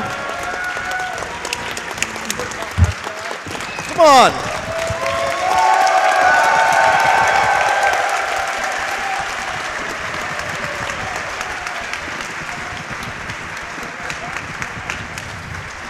Good run, man. This has been an incredibly close relay. It's so hard to believe that after 5 games, we're going to end up with all of our teams ending within 4 minutes of one another. I think that that's just unbelievable and speaks volumes to the skill and consistency of our runners that we have here today. 100%. There's not one runner in this marathon that you should not be following. This race was really amazing. And if honestly, you like it's Mario so impressive. games, these are your people. And 15 of the top 2D Mario runners. And many of them run a variety of these games. They're not just sticking to one Mario game.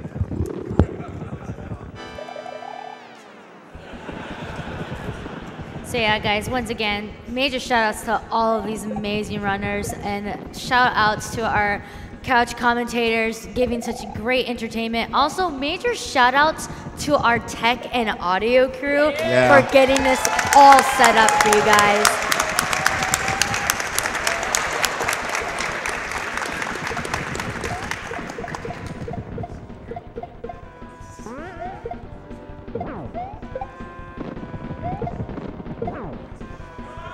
No big deal.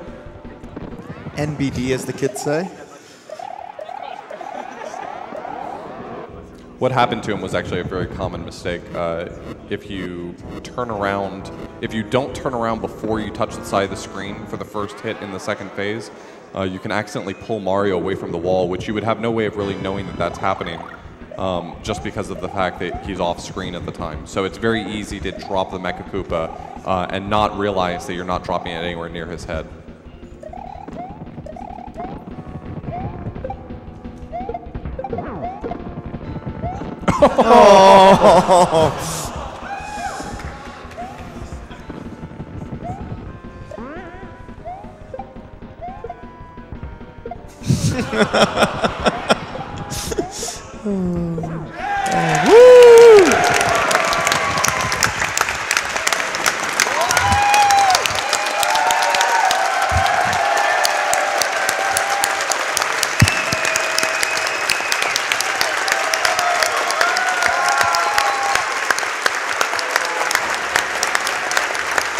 Team Reznor with 2:47.12. Team Berta with 2:44.23. And congrats to Team Boom Boom for 2:43.40.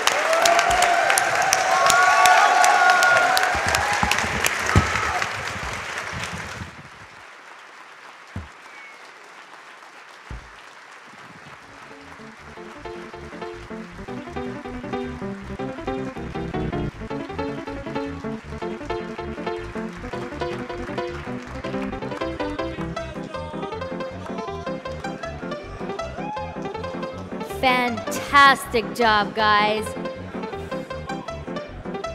Definitely one of the most interesting relay races I've ever seen.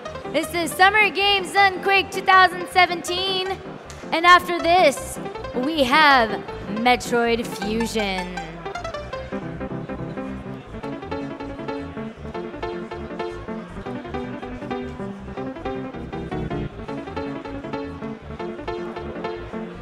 I'm gonna go ahead and we're gonna kick it off to a sponsor with Twitch.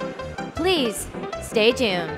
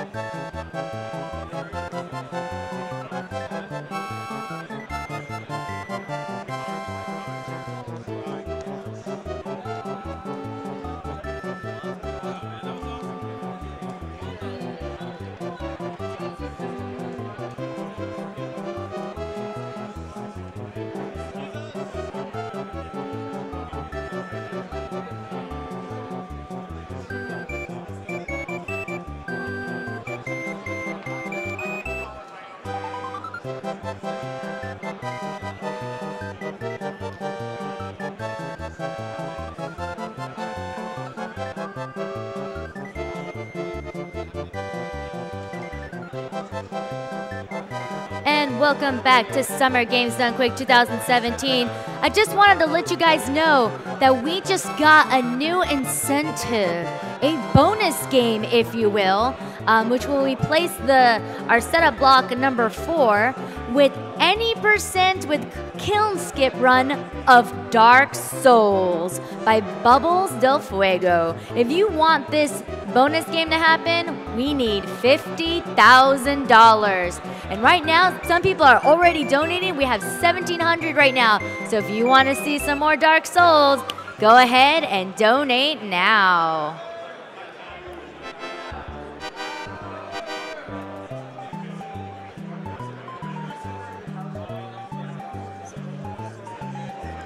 And we are still not yet with our incentive for Final Fantasy VII Omni/Sephiroth.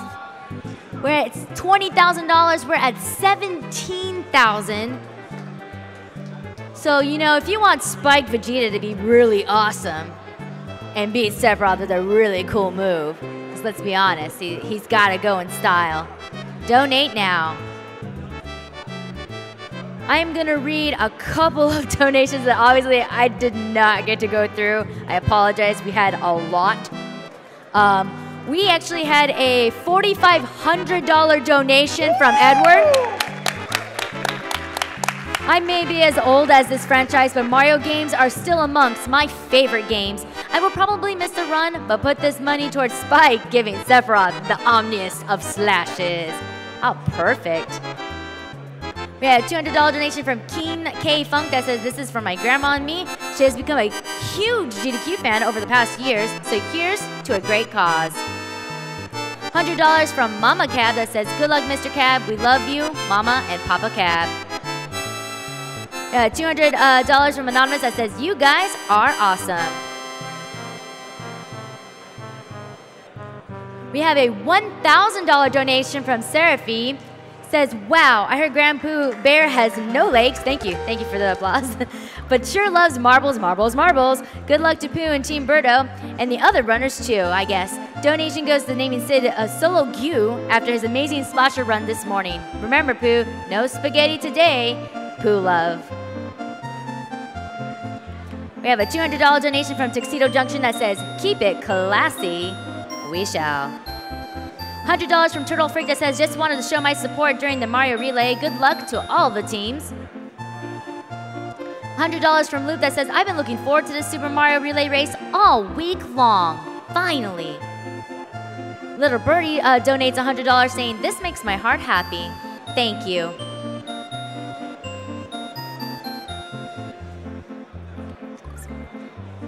We have a $1,000 donation from Nero7. Got another one. Keep them coming. A great cause, great games, and amazing runners. What an amazing thing to watch. $200 from Kurtoon that says, you guys rock. $25 from Anonymous that says, shout out to Darbian and Kirua that says, you two are part of why I started learning speedrunning.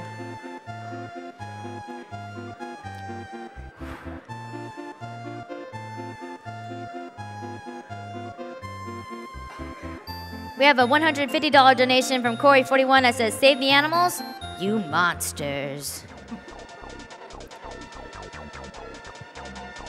$400 from Blake that says, I get to support a great cause and the hobby I love. Cool. Cool. All right, guys, I am gonna finally take a break. Thank you guys so much for listening. I'm gonna hand it over to my next host, but they'll have to tell you who they are. If they want to.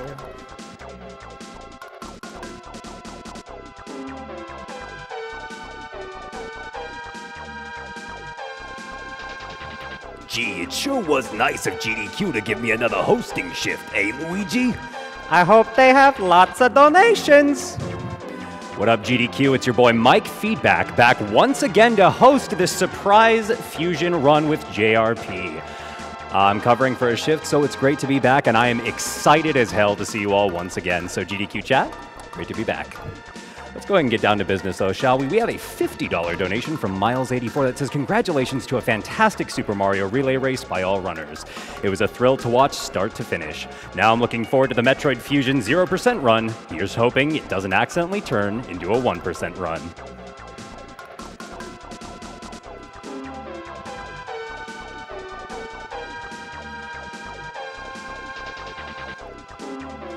We have a $25 donation from Faf Guy and Spence that says, pulling for this epic comeback to happen by Team Birdo. Rally shots in honor of our boy, grandpoobear. We have a $50 donation from Anonymous that says, had to donate during the Mario Relay. I've been looking forward to this all week. Let's get to 1 million. Go Team Boom Boom! By the way, ladies and gentlemen, we are just under 33,000 from $1 million. And I don't know about you, but with the length of this upcoming 0% run, I think we can break that big 1 mil, so let's make it happen. We have a $150 donation from Anonymous that says, first time watching live and donating. Super Mario World is my favorite game ever and the first one I ever beat. Love watching you guys destroy it. Ditch Yoshi, but save the animals. By the way, once again, shout-outs to both GDQ chat, the GDQ attendees, our incredible technical staff, all of the runners, and everyone who has helped to make Games Done Quick this year an absolute success. You guys are the reason that we come back and do this every single year, so give yourselves a huge round of applause. And nobody claps for themselves. The self-deprecation is real. We have a $250 donation from David140 that says, what do you call a group of physicians who don't have any instructions on what to do? Doctors without orders. Donation goes to Reader's Choice. One moment.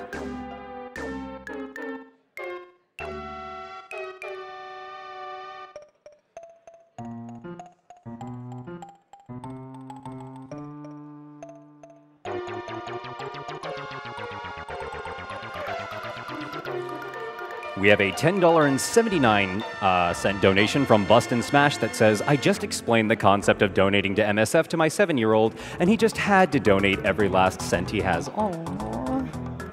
So here it is. Don't worry. I think I can reimburse him. That's sweet. Thank you so much, Bust and Smash. We have a $150 donation from Thanda that says, sitting on the couch on a quiet summer evening and very thankful for my wife for putting up with me gasping at the feats of skill by all the runners. Good luck, runners, and thank you, Harmony, for letting me watch this big stream. We also have another $250 donation from Anonymous that says, go Birdie, go Birda, go Birdie, go Birdo! They didn't win, but they did really good. We have a $50 donation from Lord Licorice that says, props to the runners and extra props to the commentators for clearly explaining all the crazy tricks. I'll donate another $25 if Arthur Blues gives us his best Captain Lou Mario impression. We have a $250 donation from Dr. Anonymous. I remember my kids playing Super Mario back when they were little. They're all grown now, but I'll never forget those happy memories. As a doctor, I have an incredible amount of respect for what MSF does, and I couldn't think of a better cause to donate towards. Put 150 towards saving the animals, and 100 towards using Omnislash on Sephiroth. Final Fantasy VII just wouldn't be the same without that dramatic ending. We have a $150 donation from Anonymous that says, my wife and I have loved watching GDQ and the runners for the past 2 years. We love the event and the cause and wish everybody the best. Be safe and save the animals. By the way, an update on the Kill the Animals, Save the Animals incentive. Currently, Save the Animals leads with 95,000. I'm sorry, it just changed $96,000 to 94.8 on Kill the Animals, meaning Save the Animals leads by $1,100. We have a $200 donation from Anonymous that says, I've been away from home all week, so I haven't gotten to watch many of the runs, but I still had to donate to my favorite gaming event, along with AGDQ, of course. Thanks to all the staff and the runners. We also have a $500 donation from fandomservices.com that says, hello and good luck to all the runners from fandomservices.com. Had to donate during the Super Mario Relay. Great to see this dream become a reality this year. Donation goes to Kill the Animals because keeping the possibility of setting a record alive makes watching all the more exciting.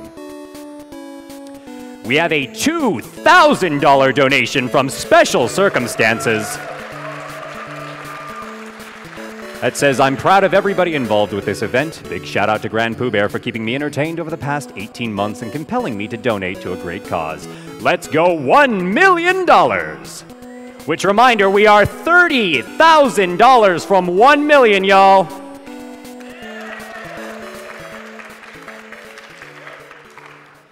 We have $200 from Sylphie that says, kill animals to the left of me, save them to the right, and here I am donating $200 for poo. Save the animals.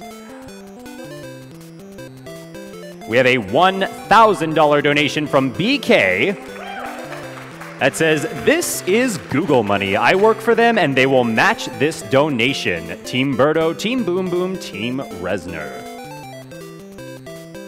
We have another $1,000 donation from Leibniz. That says, had to donate during the Mario race in honor of my favorite young boy on Twitch, Darbian. Oh, it's pronounced Leibniz. Oh, I am so sorry. I butchered your name. Feel free to write a complaint to me later. I'm sorry. We have $150 from Isle Gato that says, save the frames, kill the hands, and the animals. We have a $250 donation from Peter that says, we have to get that Dark Souls bonus game incentive met.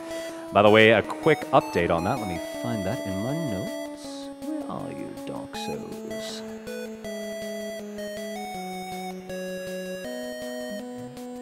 Here we are. By the way, a reminder, Dark Souls with Kiln Skip is now a $50,000 incentive. We are currently at almost 4,000 of that. So if you want to see Bubbles Del Fuego with that sick Kiln Skip Dark Souls run, make sure you get those donations in now.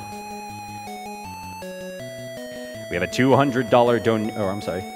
misread. Oh yeah, no, I got that. $200 donation from Gresh that says, long-time watcher, first-time donating. I must say that I've enjoyed watching all these talented runners celebrating each other's accomplishments while also helping people around the world. It is a great thing to witness and now be a part of.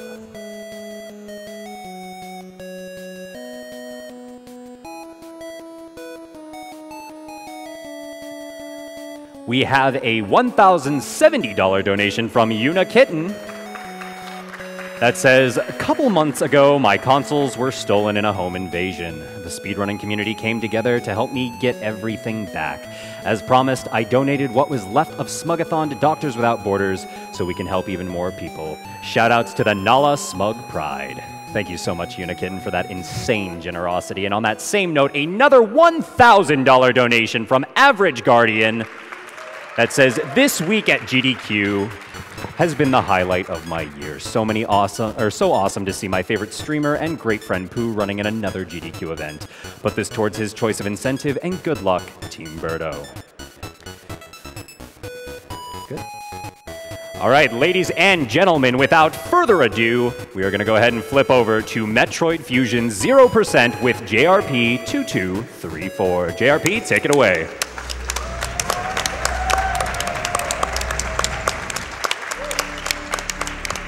So, 0%? 0%. Alrighty then. And 3, 2, 1, go. All right. Let's do this. Hello, everyone. Welcome to Metroid Fusion 0%. Before we do any more explaining, let's just explain the first trick in the row. It just comes up really, really quickly. So let's just now